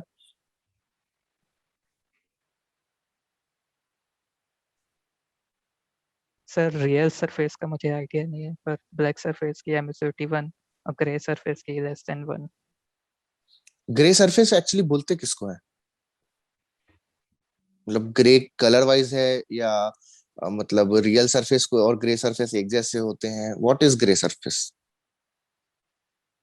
सर जो सरफेस पूरा absorb absorbing power completely radiate ना करे वो ग्रे सरफेस। वो तो रियल सरफेसेस भी वैसे ही करते हैं, तो ग्रे और रियल में क्या अंतर रह गया फिर? तो फिर तो रियल को मैं ग्रे सरफेस बोल सकता हूँ। यस सर, मुझे रियल और ग्रे में डिफरेंस नहीं पता। ग्रे सरफेस ऐसा है मतलब, और उसका जो एमिसिविटी एब्जॉर्बिटी सब है, सारी जो है कांस्टेंट रहते हैं, समझ गए, डिफरेंट अच्छा। टेम्परेचर रेंजेस के लिए, हाँ वो कांस्टेंट रहेगा। लेकिन आपका जो रियल सरफेस है उसमें वो वेरी करते हैं, ठीक है, अल्फा रो टाउ, ये जो हम लोग रिफ्लेक्टिविटी, ट्रांसमिसिविटी, एब्जॉर्बिटिविटी, एमिसिविटी सब बोलते हैं, सब ये वेरिएबल रहता है रियल सरफेसेस के लिए। ग्रे सरफेस में ये कांस्टेंट रहता है, ठीक है, इंटायर जो वेवलेंथ जो दी रहती है उसमें वो कांस्टेंट रहता है वो सब चीजें। ठीक है अमित सर, आप पूछना चाहेंगे कुछ? उमेश, सपोज मान लो एक क्वेश्चन मैं और पूछता हूँ आपका आपसे। हाइड्रोलिक्स मशीन भी आपने बोला था कि आपका इम्पोर्टेंट मतलब मेजर सब्जेक्ट है, मतलब इंटरेस्ट है।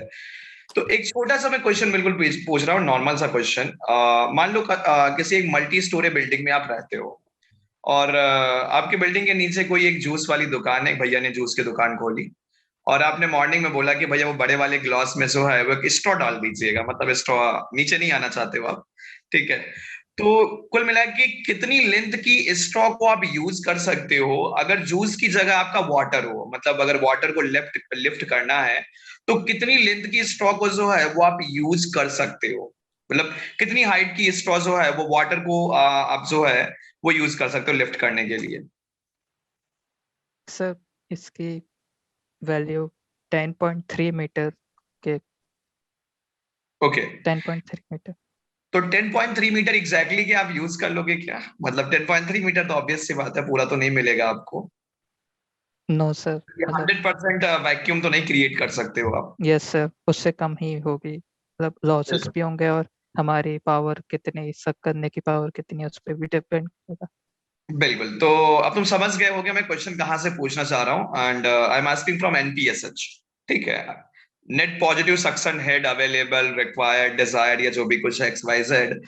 तो मुझे ये बताइए कि एनपीएसएस से आप क्या समझते हो, मतलब एनपीएसएस का क्या मतलब मीनिंग क्या है एनपीएसएस का? सर एनपीएसएच हमें पंप्स में पंप्स में हमें देखने को मिलता है, जब बिल्कुल।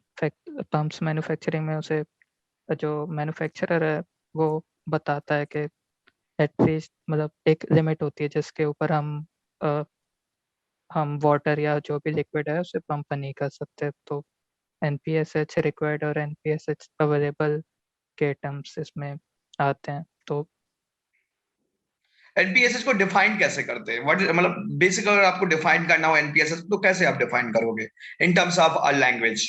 क्या बोलोगे आप?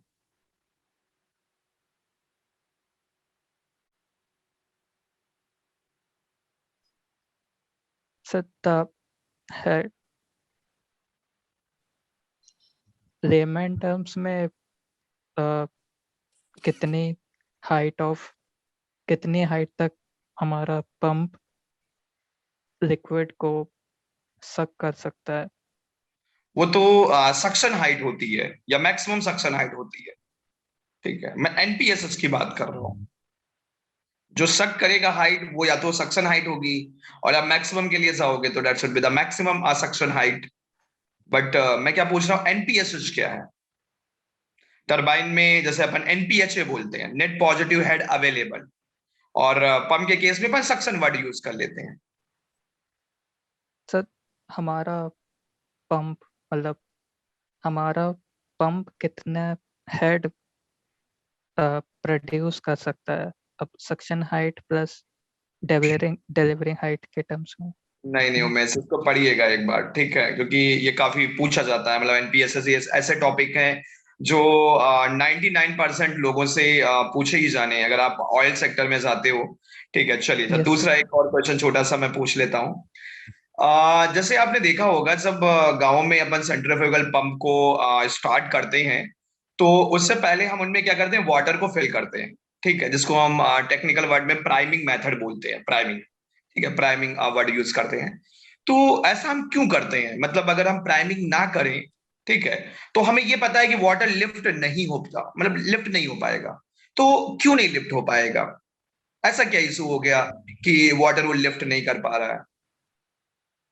सर ये डेंसिटी, अगर हमने प्राइमिंग नहीं की तो हमारे एयर एयर उस वाटर लेवल को सक करने में प्रॉब्लम होगी, क्योंकि उसकी डेंसिटी काफ़ी कम है, अराउंड 1000 800 बिल्कुल times.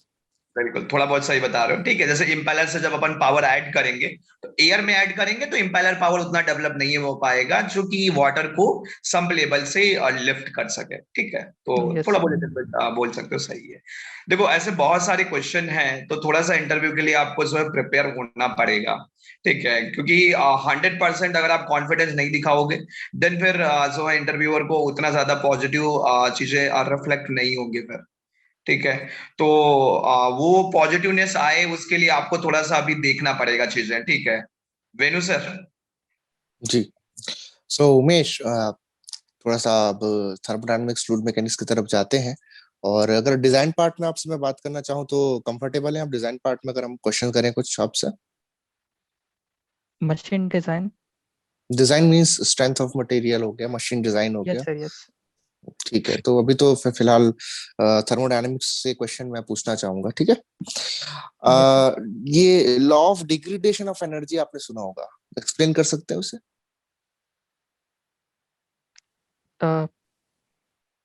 Yes sir. Energy sir, जितना हम यूज करते हैं उसकी जो ग्रेड ऑफ एनर्जी होता है वो कम होते जाता है। तो तो मतलब बेसिकली ठीक है, डिटेल्स की नीड नहीं है, अगर चलिए मैं आपको थोड़ा और कट शॉर्ट करने बोलता हूँ इसको। बेसिकली बात किसके बारे में करता है? सर, ये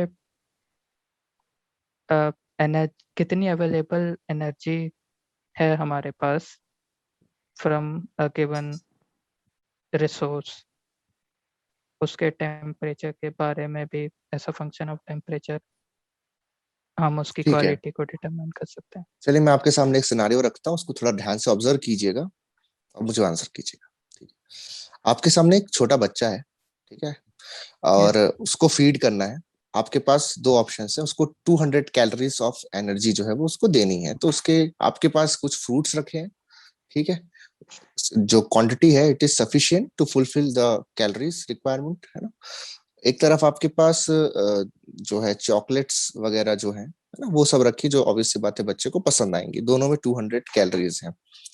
तो आपका इंस्टिंक्ट क्या कहेगा कि बच्चे को क्या खिलाना है? दोनों में 200 कैलोरीज हैं। एक तरफ आपके पास फ्रूट्स हैं, अच्छे एकदम ऑर्गेनिक फ्रूट्स हैं, ठीक है, कोई ऐसा नहीं है कि मिलावटी है, खराब क्वालिटी के, ये तो अच्छे अच्छे ताजे फल है, ऑर्गेनिक है एकदम, उसमें भी 200 कैलोरीज है। और एक तरफ आपके पास चॉकलेट्स एक्सेट्रा रखे, उसमें भी 200 कैलोरीज है टोटल।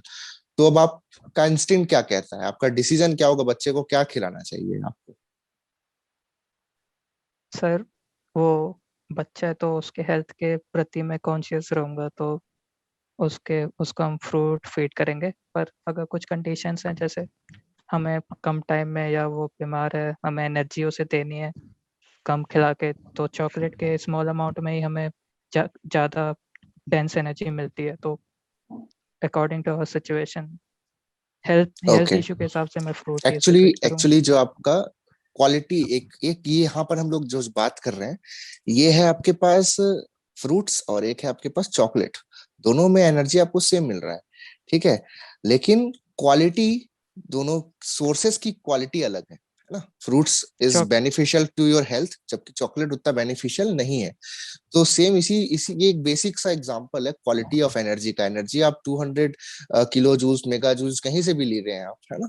तो वो सोर्स भी वो वहां पर मैटर करता है कि उस एनर्जी की क्वालिटी कैसी है, समझ रहे हो? So law of degradation of energy इसी किसी एक पूरा कंसेप्ट है जो इस पूरी चीजों के साथ डील करता है। फिर यहीं से हम लोग आगे जा करके बहुत सी चीजें रिलेट करते हैं, है ना? अवेलेबल एनर्जी वगैरह में भी इसका इस्तेमाल करते हैं हम लोग। अच्छा, अगर आपसे मैं पूछूं कि सब, अगर मैं डिग्रेडेशन ऑफ एनर्जी की बात करूं किसी भी पर्टिकुलर प्रोसेस में, तो एक बहुत फ्रीक्वेंटली पूछे जाने वाला क्वेश्चन है जो आपने शायद पहले सुना भी होगा, कि कौन से प्रोसेस में, डिफरेंट प्रोसेस होते हैं, आइसोबारिक, आइसोकोरिक, आइसोथर्मल, एडियाबैटिक, तो इसमें से कौन से प्रोसेस में सबसे कम डिग्रेडेशन ऑफ एनर्जी होगा between two states, two fix state में? सर, आइसोथर्मल में टेम्परेचर पढ़ा है आपने कांस्टेंट है तो। कि गैस कर रहे हैं अगेन? आपकी आवाज नहीं आ रही बेटा, म्यूट हो गया है। हेलो? हाँ। Hello. Yes. Sir quality temperature पर डिपेंड करेगी, तो आइसोथर्मल में टेम्परेचर कांस्टेंट होने के कारण उसकी क्वालिटी डिग्रेड नहीं होनी चाहिए। Okay okay. अवेलेबल एनर्जी के बारे में बताइए। अवेलेबल एनर्जी और ये यूजफुल वर्क, ये दो टर्म्स क्या है, थोड़ा इसको क्लियर कीजिए आप।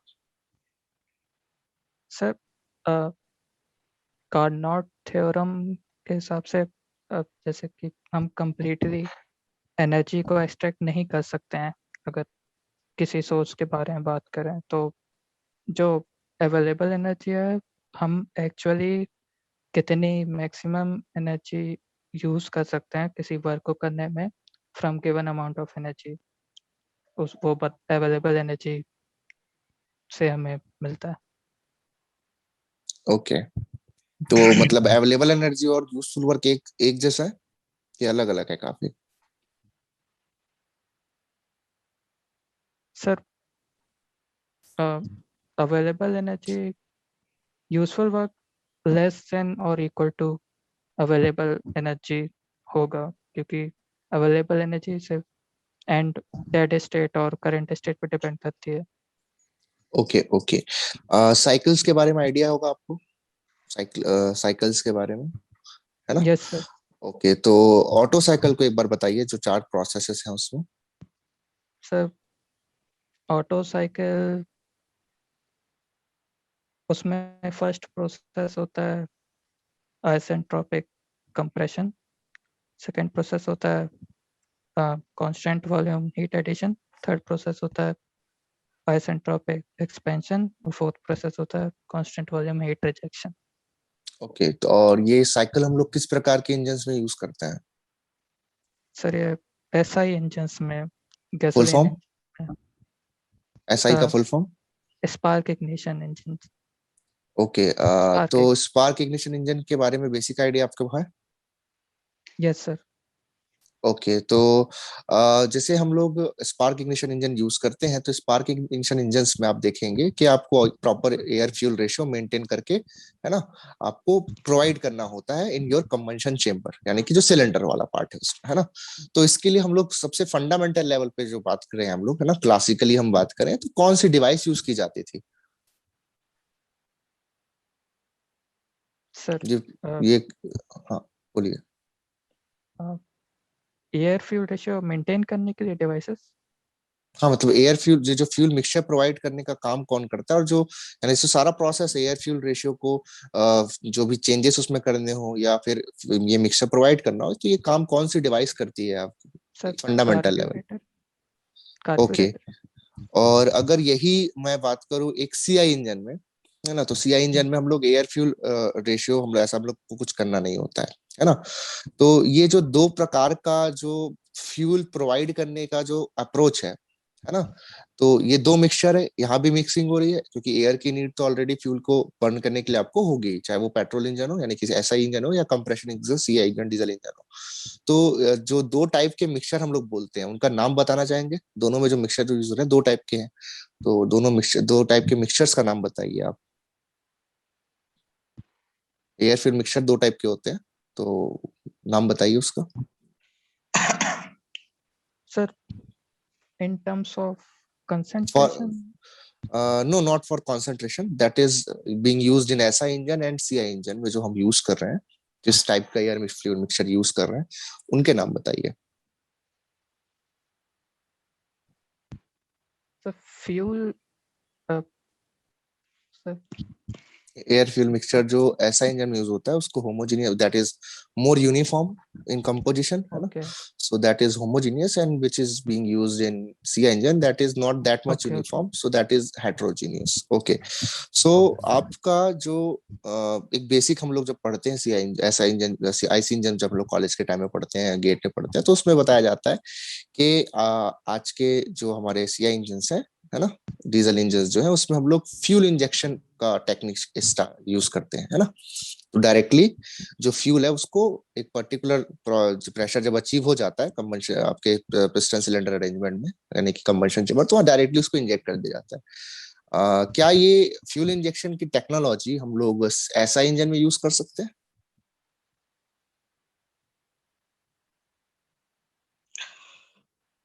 नो नो सर, उसमें हम स्पार्क प्रोवाइड करते हैं, तो स्पार्क और हमें एक होमोजेनस मिक्सचर चाहिए, तो हमें पहले से ही एक प्रॉपर कार्बोरेटर की मदद से होमोजेनस मिक्सचर हमें देना होगा। तो फ्यूल इंजेक्शन हम एक सेपरेट फ्यूल प्रोवाइड करता है, तो हम यूज़ नहीं कर सकते उसे। ओके, तो मैं आपको यहाँ बताना चाहूंगा बेटा कि अभी आज के टाइम पे जितनी एडवांस बाइक्स और कार्स आ रही हैं सभी में फ्यूल इंजेक्शन यूज हो रहा है, इवन इन पेट्रोल इंजन। तो एक बार उसके मैकेनिज्म को आप स्टडी कीजिएगा, है ना। तो फ्यूल इंजेक्शन पेट्रोल इंजन में भी यूज हो रहा है। It is an advance technology, और उसके बारे में आपको थोड़ा आइडिया होना चाहिए, ठीक है। अच्छा, तो कार्बोरेशन की बात की है हम लोग, है ना। कार्बोरेशन की बात की तो ये रिच मिक्सचर और लीन मिक्सचर अभी सर ने भी पूछा था, ठीक है, अपने रॉकेट इंजन वगैरह के रिगार्डिंग। तो रिच मिक्सचर, लीन मिक्सचर सब पता है आपको।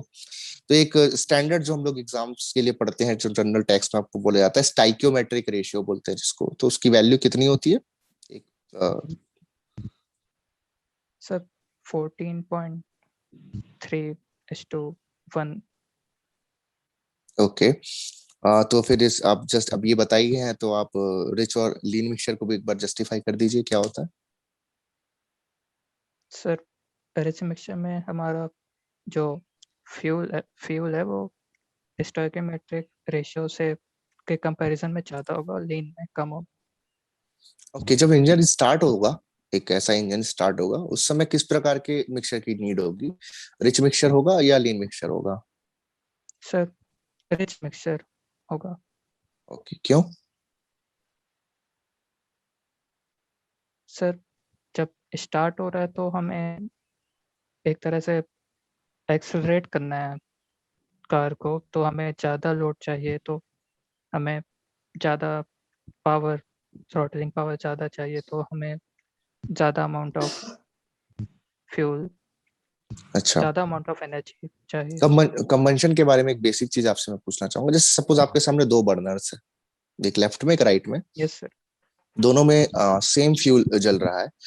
तो मैं आपको कलर्स बता रहा हूँ, ब्लू है, येलो है, और थोड़ा सा ऑरेंजिश कलर है। ये तीन चार कलर हैं। तो एक में आपको आपको कैसे कलर देख के कैसे बता सकते हैं आप कि कहाँ कंप्लीट कंबंशन हो रहा है और कहाँ पर इनकम्प्लीट कंबंशन हो रहा है? सर ब्लू कलर में सबसे ज़्यादा कंबशन होगा और बाकी दो कलर्स में कंपैरेटिवली कम कंबशन होगा। ओके, तो यहाँ से अपन जंप कर सकते हैं ऑक्सीएसिटिलीन वेल्डिंग पे, है ना। Yes sir. हाँ, यस। तो ऑक्सीएसिटिलीन वेल्डिंग जो होती है आपकी, है ना, तो उसमें जो आपका फ्लेम है ना, किस प्रकार कार्बोराइजिंग फ्लेम में आपको ज्यादा मतलब कंप्लीट कंबंशन मिलेगा या दूसरी फ्लेम में मिलेगा? Sir carburising flame reducing flame होगा, हमें कंप्लीट कंबशन न्यूट्रल फ्लेम में मिलेगा। ठीक है, अमित सर आप पूछिए कुछ। एक बहुत ही बेसिक सा छोटा सा थर्मो से क्वेश्चन मैं पूछ रहा हूँ, बिल्कुल बेसिक सा, कि सपोज दैट दो एडियाबेटिक लाइन है, दो एडियाबेटिक लाइन है, ठीक है। तो क्या ये दो एडियाबेटिक लाइन आपस में इंटरसेक्ट कर सकती हैं? और कर सकती है तो क्या प्रॉब्लम होगा, और नहीं कर सकती हैं तो क्यों नहीं कर सकती हैं?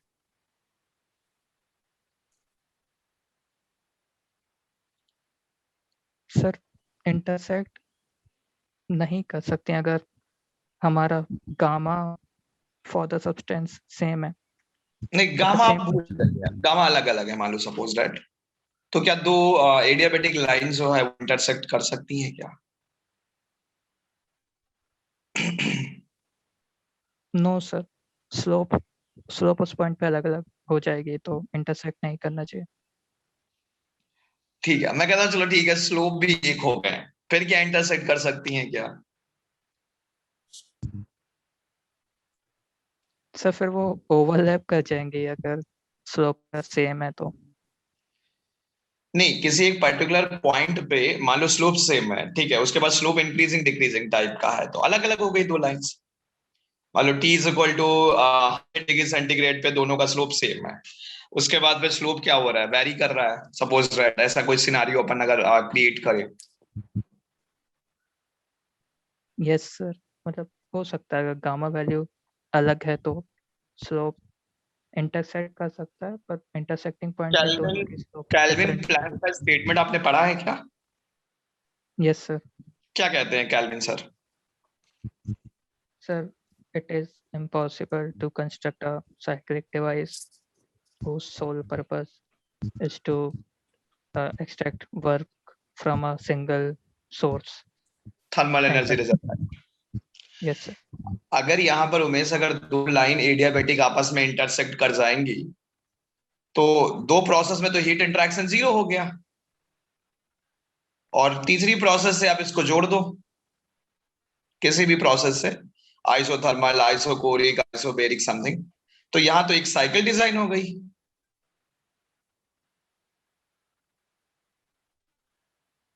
अगर Yes, दो sir. एडियाबैटिक लाइन इंटरसेक्ट कर गई तो मैं इनको एक थर्ड प्रोसेस से जोड़ दूंगा, ऐड कर दूंगा और एक साइकिल डिजाइन कर दूंगा। और चूंकि ये दोनों तो एडियाबैटिक है तो इनमें तो कोई हीट का इंटरेक्शन होगा नहीं, और थर्ड वाली प्रोसेस में हीट का इंटरेक्शन होगा किसी थर्मल रिजर्वायर से।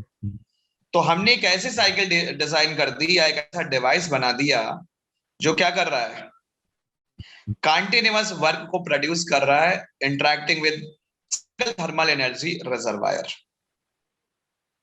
सर इसमें पॉसिबल है क्या?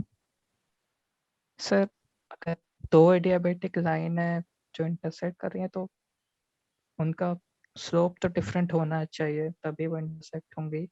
और अगर अगर गामा लगे तो फिर कहता हूँ स्लोप अलग अलग अलग है, कुछ सब्सटेंस। भी है, मतलब आपके अकॉर्डिंग किसी भी कंडीशंस के लिए क्या दोनों लाइन इंटरसेक्ट करती हैं क्या, किसी भी कंडीशन के लिए?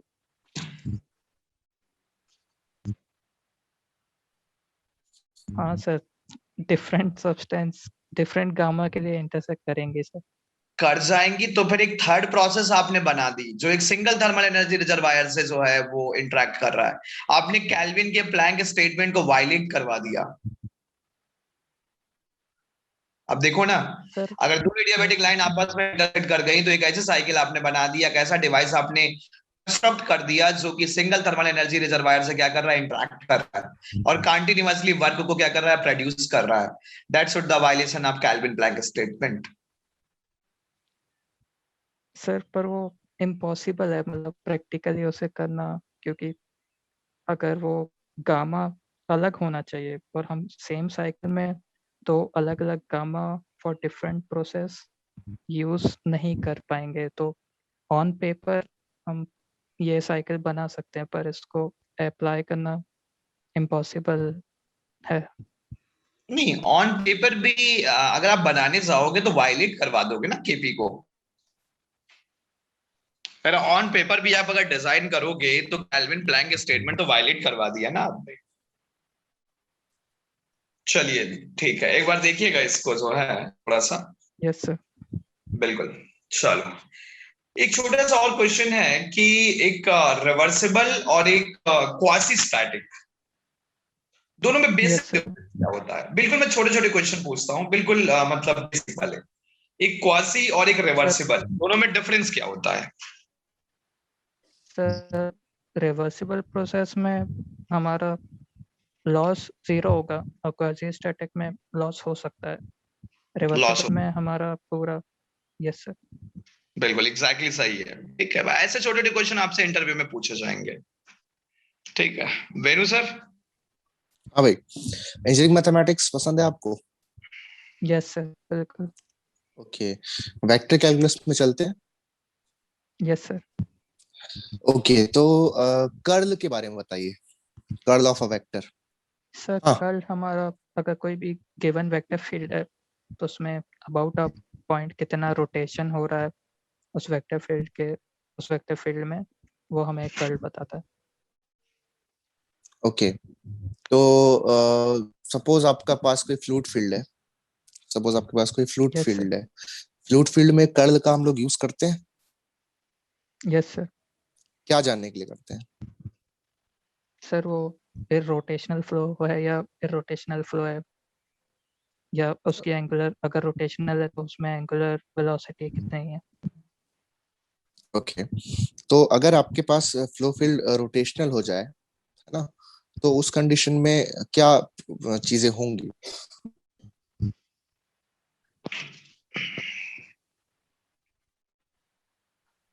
सर वो या तो फ्री वॉर्टेक्स फ्लो हो सकता है या फोर्स्ड वॉर्टेक्स फ्लो हो सकता है। वॉर्टेक्स फ्लो के लिए तो सिचुएशंस अलग हैं, right? You need to yes properly rotate the fluid in vessel, और फ्री वॉर्टेक्स अगर आपको फॉर्म करना है तो उसके लिए आपको सिंगुलैरिटीज चाहिए होंगी, किसी पॉइंट पे वेलोसिटी ऑफ पार्टिकल्स इनफाइनाइट हो जानी चाहिए। That is a different condition. I am asking about कि रोटेशनल फ्लो होने पर क्या मतलब आपको ऑब्जर्वेशन, एक बेसिक ऑब्जर्वेशन आपको क्या देखने को मिलता है? What is the consequence of being a rotational flow?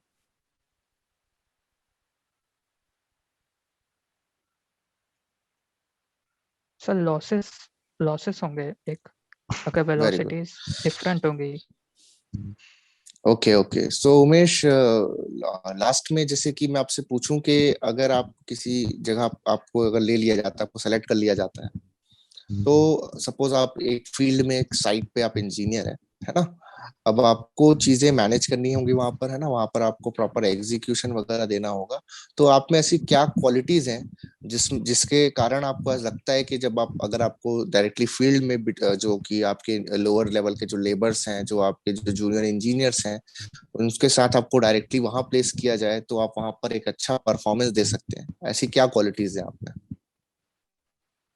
Sir starting में जैसा कि मैं बताया, मैं सेल्फ डिसिप्लिन्ड हूँ, तो अगर मुझे कोई टारगेट दिया जाता है तो मैं उसे प्रोक्रेस्टिनेशन नहीं करूँगा, रोज एक कांस्टेंट अमाउंट में वर्क प्रोड्यूस करूँगा। और सेकेंड मोस्ट इम्पॉर्टेंट चीज़ लगती है मुझे कम्युनिकेट बिटवीन डिफरेंट लेवल्स। और मुझे मेरा बैकग्राउंड भी ऐसा है कि मतलब मैं हर लेवल के लोगों से मैं काफ़ी अच्छे से बात करने में मुझे खुशी मिलती है। तो कम्युनिकेशन और सेल्फ डिसिप्लिन काफ़ी अच्छी क्वालिटीज़ हैं जो किसी आउटपुट देने में मदद करती हैं। अच्छा, आपको क्या लगता है कि जैसे कि आप किसी अगर आपको जॉब ऑफर हो रही है ना? आपके पास दो जॉब्स हैं, one is from a manufacturing plant, may be यानी फैब्रिकेशन प्लांट और लाइक प्रोडक्शन प्लांट ऑफिस, जैसे स्टील में वहां पर प्रोड्यूस हो रहा है वगैरह वगैरह, और एक आपके पास पावर प्लांट है। तो आपका प्रेफरेंस क्या रहेगा दोनों में से? दोनों में सेम सैलरी, सेम पैकेज, से डिस्टेंस एंड जिस सिटी में वो है, दोनों अच्छी सिटीज हैं। सो आपका चॉइस यहाँ पर कौन सा रहेगा, पावर प्लांट और manufacturing plant?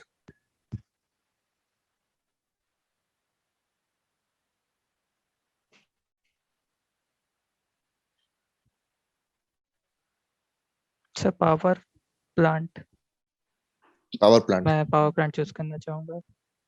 Okay okay okay. और जैसे सपोज अगर आपके पास मैन्युफैक्चरिंग प्लांट अगर आपको 2 लाख रुपीज एक्स्ट्रा पे कर रहा है पर एनम को, जो आपको, hello, yes, yes sir.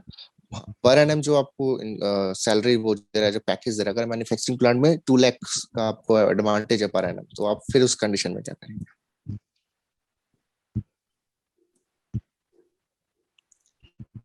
Sir अगर comparison to thermal plant,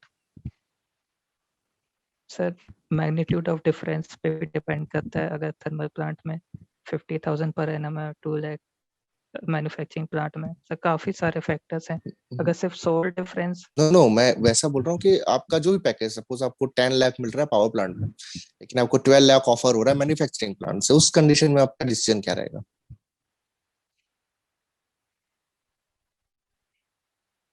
sir power plant okay, he obsessed है मतलब strategy। अपन पावर प्रोडक्शन से, ऐसा कुछ? यस ठीक है सर, ठीक उसमें है यस सर। ठीक है। सो आपका इंटरव्यू काफी अच्छा रहा, आपने चीजों को बहुत अच्छे से कंडक्ट किया। तो हम लोग अब एक एक करके आपको बताएंगे कि आपके क्या क्या पॉइंट्स है जहां आप थोड़ा सा मतलब और वर्क कर सकते हो, है ना?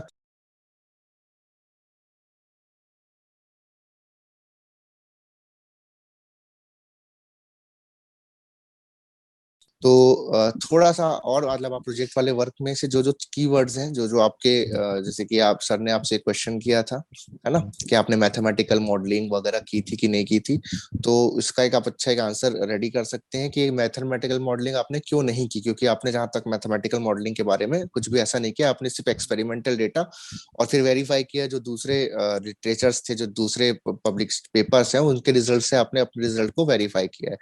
और तो फिर ये क्वेश्चन ऐसा भी हो सकता सकता है कि वेरीफाई किया है अगर, तो पहले जो वर्क था लिटरेचर रिव्यू जिसको बोलते हैं आपके प्रोजेक्ट का पार्ट रहा होगा, तो पहले इस फील्ड में ऐसा वर्क नहीं हुआ था कि ऐसा कौन सा पार्ट था जो आपसे पहले वाले रिसर्चर्स ने स्किप किया था और आपने आपका कंट्रीब्यूशन क्या था, वो वाला पार्ट आप एक इस पे वर्क कर सकते हो।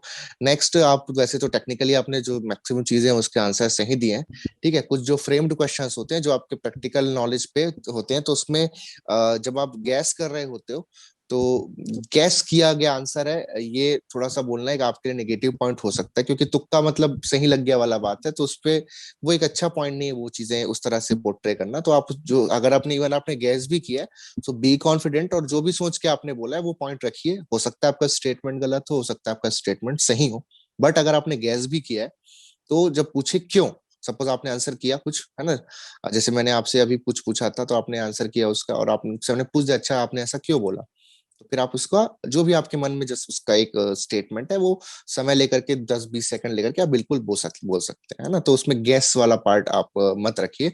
आउटडोर स्पोर्ट्स जैसे आपने बोला है ना, आपने वॉलीबॉल खेला है, आपने बैडमिंटन खेला है, तो अगर ऐसा बोलेंगे तो ये जो स्पोर्ट्स हैं वॉलीबॉल हो गया बैडमिंटन, इसका एक बेसिक आइडिया ले लेना कि अभी इसमें करंट चैंपियंस कौन कौन है और किस किस फॉर्मेट का होता है।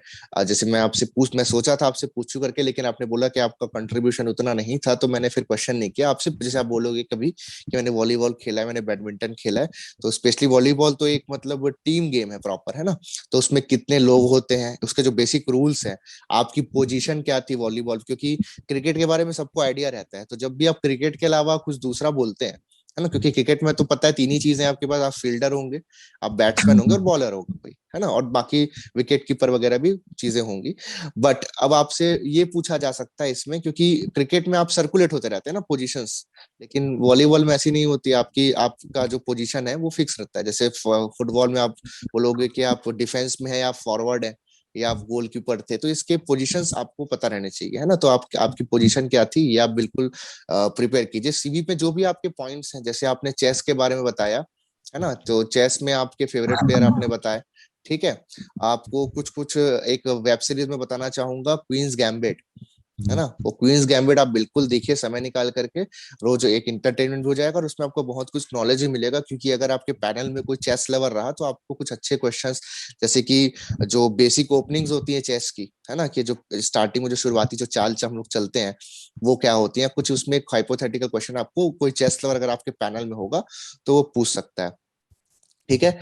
IC engines, jet propulsion, rocket propulsion, ये सब वाले जो पार्ट्स हैं, इसमें कुछ लेटेस्ट जो हमारे पास टेक्नोलॉजीज हैं उसको आप थोड़ा सा अपने में लाइए। जैसे कि आपको पता नहीं था कि फ्यूल इंजेक्शन अभी पेट्रोल इंजन में यूज होता है, तो वो चीजें आप वहां पर वर्क कर सकते हैं। बाकी ओवरऑल काफी अच्छा मेरे साइड से रहा, ठीक है। सीवी ओवरऑल एक बिग पिक्चर में देखें तो ठीक है, जैसे इसमें आपने कोर्स अंडरटेकन करके बताया चीजें, मैकेनिकल इंजीनियरिंग कोर्सेस यहाँ पर लिखा है, इस पॉइंट को थोड़ा सा आप इंप्रूव कीजिएगा। ये मैकेनिकल इंजीनियरिंग कोर्सेज जो हैं, ये जैसे कि आपने एनपीटीईएल से कोर्स किया है या किसी प्राइवेट इंस्टीट्यूट से किया, वो प्रॉपर उसमें मेंशन की दिए। अगर उस ऐसा कुछ नहीं है तो फिर इसको पॉइंट को आप रिमूव भी कर सकते हैं, है ना। और जो जो इलेक्टिव कोर्सेस हैं, ठीक है, इसमें आपने ऐसे आईसी इंजन लिखा हुआ है, तो आईसी इंजन ठीक है, उसमें तो आपसे पूछा जाएगा तो आप बिल्कुल बता पाएंगे, है ना। लेकिन जैसे दूसरा जो कि एक किसी आईआईटी के प्रोफेसर के लिए एक ध्यान आकर्षित करने वाला पॉइंट होगा, बायो फ्लूइड मैकेनिक्स, तो इसके पे थोड़ा सा आप बेसिक बेसिक जो उसके चीजें हैं वो गूगल करके या आप पढ़ के रख लीजिए, ठीक है। ये आपके सीवी में एक पॉइंट हो गया। और दूसरा मैं आपसे बात करना चाहूंगा जो मेरे साइड से है ना, आपका ये जो इसमें कहीं भी वैसा कुछ नहीं लिखा है आपके बारे में, मतलब जो एक हॉबीज वगैरह वाला पार्ट है आपके पर्सनल, कुछ कुछ चीजें अपन जो एक दो लाइन में लिखते हैं वैसा आपने ऐसा नहीं लिखा है। यहाँ पर आपने बुक्स के बारे में बात किया है ना अपने लिए, ठीक है, आपको रीडिंग बुक एक्सेट्रा भी पसंद है, तो उसमें भी कुछ कुछ जैसे अपना फेवरेट ऑथर कौन सा है, ठीक है। बुक ऑन इन्वेस्टिंग आपने यहाँ पर प्रॉपर मेंशन किया गया, तो इन्वेस्टमेंट्स के बारे में यानी कि थोड़ा सा बेसिक इकोनॉमिक्स के बारे में आपसे चीजें पूछ सकता है, जो इकोनॉमी यानी जो कॉमर्स वाला पार्ट होता है थोड़ा बहुत, है ना, स्टॉक्स वगैरह के बारे में। तो एक इक्विटी शेयर क्या होता है, फ्लोटिंग शेयर क्या होता है, ये सब थोड़ा सा बेसिक आपको आइडिया होना चाहिए, है ना। और यहाँ पर आपका जो एक पार्ट था लाइक ये इसमें आपने फिलोसफी एक्सेट्रा लिखा है, तो फिलोसफी में आप थोड़ा सा जो एक दो बुक्स हैं, जैसे कि आप शायद आपने रॉबिन शर्मा की बुक पढ़ी होगी, है ना? ठीक है, जो monk who sold his Ferrari इस टाइप का, तो एक दो फेवरेट जो है नॉवेल्स है, और उसका एक थोड़ा सा आपने अगर पढ़ा होगा तो आपको स्टोरी भी याद होगी, तो थोड़ा सा उसका सर उसमें इस टाइप की बातें हैं। तो एक कंप्लीट आप प्री प्लान्ड इंटरव्यू लेकर के जाइएगा। बाकी के पॉइंट्स अमित सर के जो पॉइंट्स है वो अमित सर आपको बताएंगे। मैक्सिमम तो वेणु सर ने जो है समराइज कर दिया है रिलेटेड टू सीवी, या जो भी आपने अभी डिलीवर्ड किया है हम लोगों के साथ में। ठीक है, मैं कुछ पॉइंट ये बोलूंगा। देखो, इंटरव्यू के लिए क्या है ना, कभी कभी ऐसा भी होता है कि जैसे आप एक अच्छे कॉलेज से बिलोंग करते हो, you are from IIT Indore, ठीक है, तो सामने वाले इंटरव्यूअर की जो एक्सपेक्टेशन होती है ना, वो बहुत ज्यादा हो जाती है, क्योंकि नो डाउट आप एक अच्छे क्वालिटी कॉलेज से हो, आपने आईआईटी सही को क्रैक कर रखा है, ठीक है, तो कहीं ना कहीं उनकी जो डिमांड होती है ना, वो थोड़ी हाई हो जाती है। क्वेश्चन का जो लेवल है, या उनका जो सेटिस्फेक्शन का जो मतलब लेवल है, तो उसके लिए थोड़ा सा आपको पहले से प्रिपेयर होके रहना पड़ेगा। जैसे देखो, मैं टेक्निकली तो मैं बहुत एक्स्ट्राऑर्डिनरी तो अभी नहीं बोलूंगा, कि जो भी आपने आंसर किया या जो आपकी आंसर की अप्रोच थी, उसमें बहुत सारा काम करने का जो है जरूरत है। मतलब अभी अगर आपका इंटरव्यू नहीं है, एक दो महीने हैं, तो टेक्निकल नॉलेज पे आपको अभी वर्क करना पड़ेगा। ठीक है, टेक्निकल नॉलेज पे भी, और साथ में करंट जो टॉपिक अभी चल रहे हैं उन पे आपको देखना पड़ेगा। जैसे मान लो सपोज दैट नॉर्मल जैसे ऑटो होता है या सीएनजी ऑटो होता है, उसमें क्या डिफरेंस होता है, क्या क्या अपन चेंजेस करते हैं। जस्ट सिंपल सिंपल अभी जैसे वेणु सर ने आपको बताया कि जो आज की डेट में ऑटोमोबाइल बाइक्स आ रही हैं, उनमें कैसे होता है आपका जो इग्निशन या इंजेक्शन सिस्टम जो है, तो इन सब पे जो है आपको प्रॉपर तरीके से वर्क करना पड़ेगा। और ये ऐसे क्वेश्चन है ना कि आपको मिल जाते हैं, अगर आप किसी स्टैंडर्ड रेफरेंस बुक से देखोगे या गूगल से अगर आप प्रिपेयर करने की कोशिश करोगे, तो वहां पर भी आपको मिल जाएगा, आइडिया मिल जाएगा। आंसर भले ही एग्जैक्टली सेम वहां से ना मिले, उस आंसर को आप फिर अपने अकॉर्डिंग जो है बुक से सर्च कर सकते हो। ठीक है, तो मुझे लगता है टेक्निकल में थोड़ा सा मेहनत करने की जरूरत है। जो आपका कॉलेज है उस लेवल से टेक्निकल स्किल आपकी मैच मेरे हिसाब से तो बहुत ज्यादा तो नहीं हो रही है, तो आपको अभी मेहनत करना पड़ेगा, एफर्ट देना पड़ेगा। ठीक है, अप्रोच में थोड़ा सा देना पड़ेगा। जैसे मैंने बोला ना कि इंटरव्यू के लिए सबसे की पॉइंट है कि आप स्पीड में तेज बोलिए, लाउड बोलिए, कॉन्फिडेंस रहिए। आप अगर किसी क्वेश्चन को गेस भी कर रहे हो ना, तो पता मत चलने दीजिए सामने वाले को कि आप गेस कर रहे हो। ठीक है, तो उसमें थोड़ा कॉन्फिडेंस आपको दिखाना पड़ेगा, क्योंकि आपको वो हायर करने जा रहा है यार। 18 से 20 लाख रुपए आपको पर एनम आप देने जा रहे हैं, अगर आप पब्लिक सेक्टर की बात करोगे या आप आईआईटी की बात करोगे मास्टर्स के लिए, तो वहां पर भी आपको ठीक ठाक एक सीट आप लेने जा रहे हो। तो वो आप देखेगा ना कि आपके अंदर पोटेंशियल है कि नहीं, आपकी अप्रोच क्या है। तो उस पर थोड़ा सा मुझे लगता है टेक्निकली आपको जो है मेहनत करना पड़ेगा। बाकी मैक्सिमम जैसे वेन्यू सर ने जो समराइज कर दिया है, ठीक है, रिलेटेड आपके रिज्यूमे में वो पॉइंट आप डाल दीजिए थोड़ा सा। और हॉबी हॉबी जो ये बोल रहे हो, तो उसको प्रॉपर तरीके से डिफाइन करिएगा। ठीक है, अब मान लो सपोज दैट आपने बोला कि साइकिल चलाना मेरी हॉबी है, तो इंटरव्यूअर ने पूछ लिया, ठीक है चलिए फ्रंट और रेयर व्हील पे आप फ्रिक्शन की डायरेक्शन को बताइए कैसे होगा फ्रिक्शन। अब पता चला आपने चेंज कर दिया अपनी हॉबी, नहीं सर मेरा साइकिल चलाना नहीं है। तो उसके लिए आप प्रॉपर तरीके से जो है प्लान करके आप जो बोलने जा रहे हो ना, वो आप उसे डिफेंड कर पा रहे हो कि नहीं कर पा रहे हो। ठीक है दोस्त? हाँ yes sir. Sir. Okay okay Umesh, तो ये सीवी वाला पॉइंट तो आप जो मतलब जो इसमें जो जो कोर्सेस अंडरटेकन वाला पार्ट है, उस पे ही आपको थोड़ा सा ज्यादा इनपुट देने का है। दूसरा जो आपके एचआर वाले पार्ट ने बोलूंगा मैं, एचआर इंटरव्यू जो रहेगा वो आपके में एक बॉडी लैंग्वेज है ना, एक स्मार्टनेस आपके में डील करता है। तो वो जैसे कि मैंने आपको एक क्वेश्चन आपके सामने टॉस किया था कि भाई जो आप प्लांट में हो तो और ऐसा कुछ सिनारियो हो गया, तो आपको क्या लगता है आप कैसे डील करोगे? तो इस तरह के क्वेश्चन आपको फेस करने पड़ सकते हैं। सबसे इंपॉर्टेंट पार्ट होता है how you start your interview. ठीक है, और सीवी पे और अपने ये जो क्वेश्चंस हैं, देखो टेक्निकल क्वेश्चंस तो कुछ भी किए जा सकते हैं। पहला क्वेश्चंस का आप आंसर जो दोगे, उससे ही नेक्स्ट क्वेश्चन वो दिमाग में सोचता है अच्छा मैं इससे ये पूछूंगा। तो आपको बेसिकली इंटरव्यूअर के माइंड को रीड करना थोड़ा सा आना चाहिए कि वो कुछ खास नहीं है, बड़ा आसान है। आप स्मार्ट हैं तो बिल्कुल उस चीज को वर्क कर सकते हैं। आपसे जैसे सपोज मैंने क्वेश्चन किया, पैरामीटर एनालिसिस का क्वेश्चन किया, तो आप जैसे समझ गए कि ट्रांजिशन में जाने वाला है, तो धीरे धीरे वहीं से क्वेश्चन आएंगे। तो मेंटली बस प्रिपेयर होना है, नथिंग एल्स। एकदम ज्यादा उस चीज पे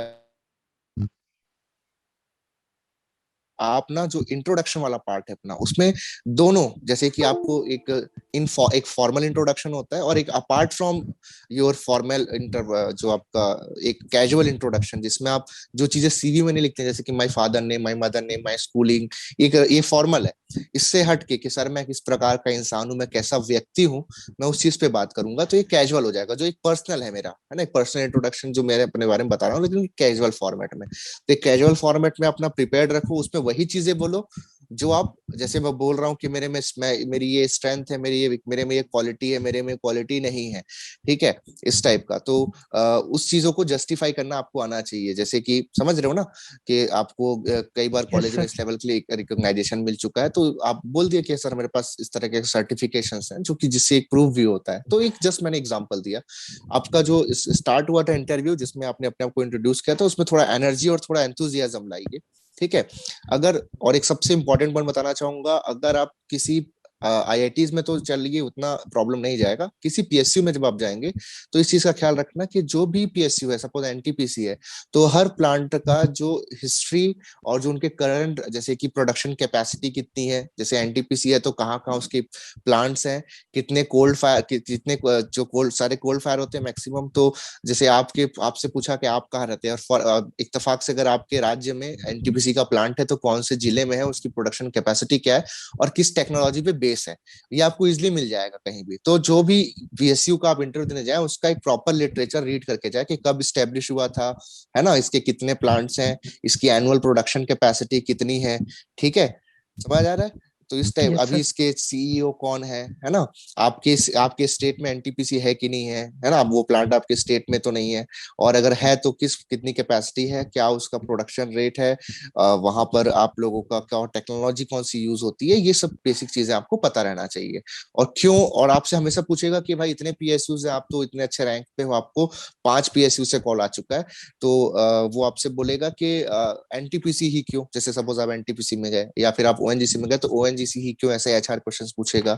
दूसरा आपसे पूछेगा कि 5 से 6 साल बाद क्या करना चाहते हो, ऐसा क्वेश्चंस पूछेगा, उसके लिए रेडी रहना है। आपसे अगर ये बोलता है कि आपका फ्यूचर प्लान क्या है, तो फ्यूचर प्लान सबसे ट्रिकी क्वेश्चन होता है एक एचआर का, कि आपका फ्यूचर प्लान क्या है। तो आप जैसे बोल दिए कि सर मैं आईएएस बनना चाहूंगा करके, so this is a negative point, समझ गए ना। आप आईएएस या आईएफएस में जाना चाहते हो या इंजीनियरिंग सर्विसेज ज्वाइन करना चाहते हो, तो वो बोलेगा भाई जब वो करना चाहते थे तो फिर यहाँ क्यों आए हो, उस पर वर्क करो, यहाँ क्यों आए हो, आप कंफ्यूज हो। तो आप जो भी फ्यूचर रिलेटेड जो भी क्वेश्चन करो, वो उनके थोड़ा सा डिप्लोमेटिक बनना है, यहाँ ऑनेस्टी आपको नुकसान दे सकती है ना। तो जो भी आपको फ्यूचर रिलेटेड क्वेश्चन करेगा, उसमें थोड़ा सा डिप्लोमेटिक होकर के आप उनके कंपनी से ही रिलेटेड आंसर दो, कि सर मैं आपकी कंपनी को ये करूंगा, वो करूंगा, मैं हायर पोस्ट पे जाना चाहूंगा, वगैरह वगैरह, ठीक है। सो ओवरऑल एक्सपीरियंस हमारा आपके साथ बहुत अच्छा रहा। आई होप आपको ये जो सेशन है काफी आपके लिए यूजफुल रहेगा, और जो भी बच्चे इस वीडियो को देख रहे हैं, सभी लोगों के लिए बहुत ही ज्यादा इंफॉर्मेटिव और काफी मोटिवेटिंग भी होगा। तो अमित सर, अब सेशन को हम लोग फिनिश करते हैं सर। बिल्कुल sir, and best of luck, अच्छा करिए और पॉजिटिव होके बढ़िया प्रॉपर तरीके से इंटरव्यू दीजिएगा, ठीक है। लाइफ में बहुत सारे चांसेस मिलेंगे, लेकिन कोशिश करिए कि जितने कम चांसेस में आप जितनी जल्दी सक्सेस हो जाओ, उतना बेटर है, ठीक है। ओके। यस तो उमेश, कॉन्फिडेंस ही यहाँ पर काम आता है इंटरव्यू में। आपका कॉन्फिडेंस आपके फेस पे, आपके बोलने के लहजे में रिफ्लेक्ट होना चाहिए, बस वही इंपॉर्टेंट है बहुत ज्यादा। और बाकी चीजें तो फिर आप समय पे और किस्मत पे छोड़ दीजिए, उस पे आप जिस चीज का कंट्रोल नहीं है, उस चीज का आपको स्ट्रेस लेने की नीड नहीं है। और सभी बच्चों को मैं बोलना चाहूंगा कि इंटरव्यूअर क्या क्वेश्चन पूछेगा, वो जो भी पैनल है पूरा, वो किस तरह से आपको डील करेगा, वो आपके हाथ में नहीं है। तो जो चीज आपके हाथ में नहीं है, उसको लेकर के, उस बात को लेकर के परेशान होने का कोई भी अर्थ, कोई भी मतलब नहीं है। तो आप लोग बिल्कुल चिल रहिए, अपने लेवल से आप अपना बेस्ट इनपुट दीजिए। ओके।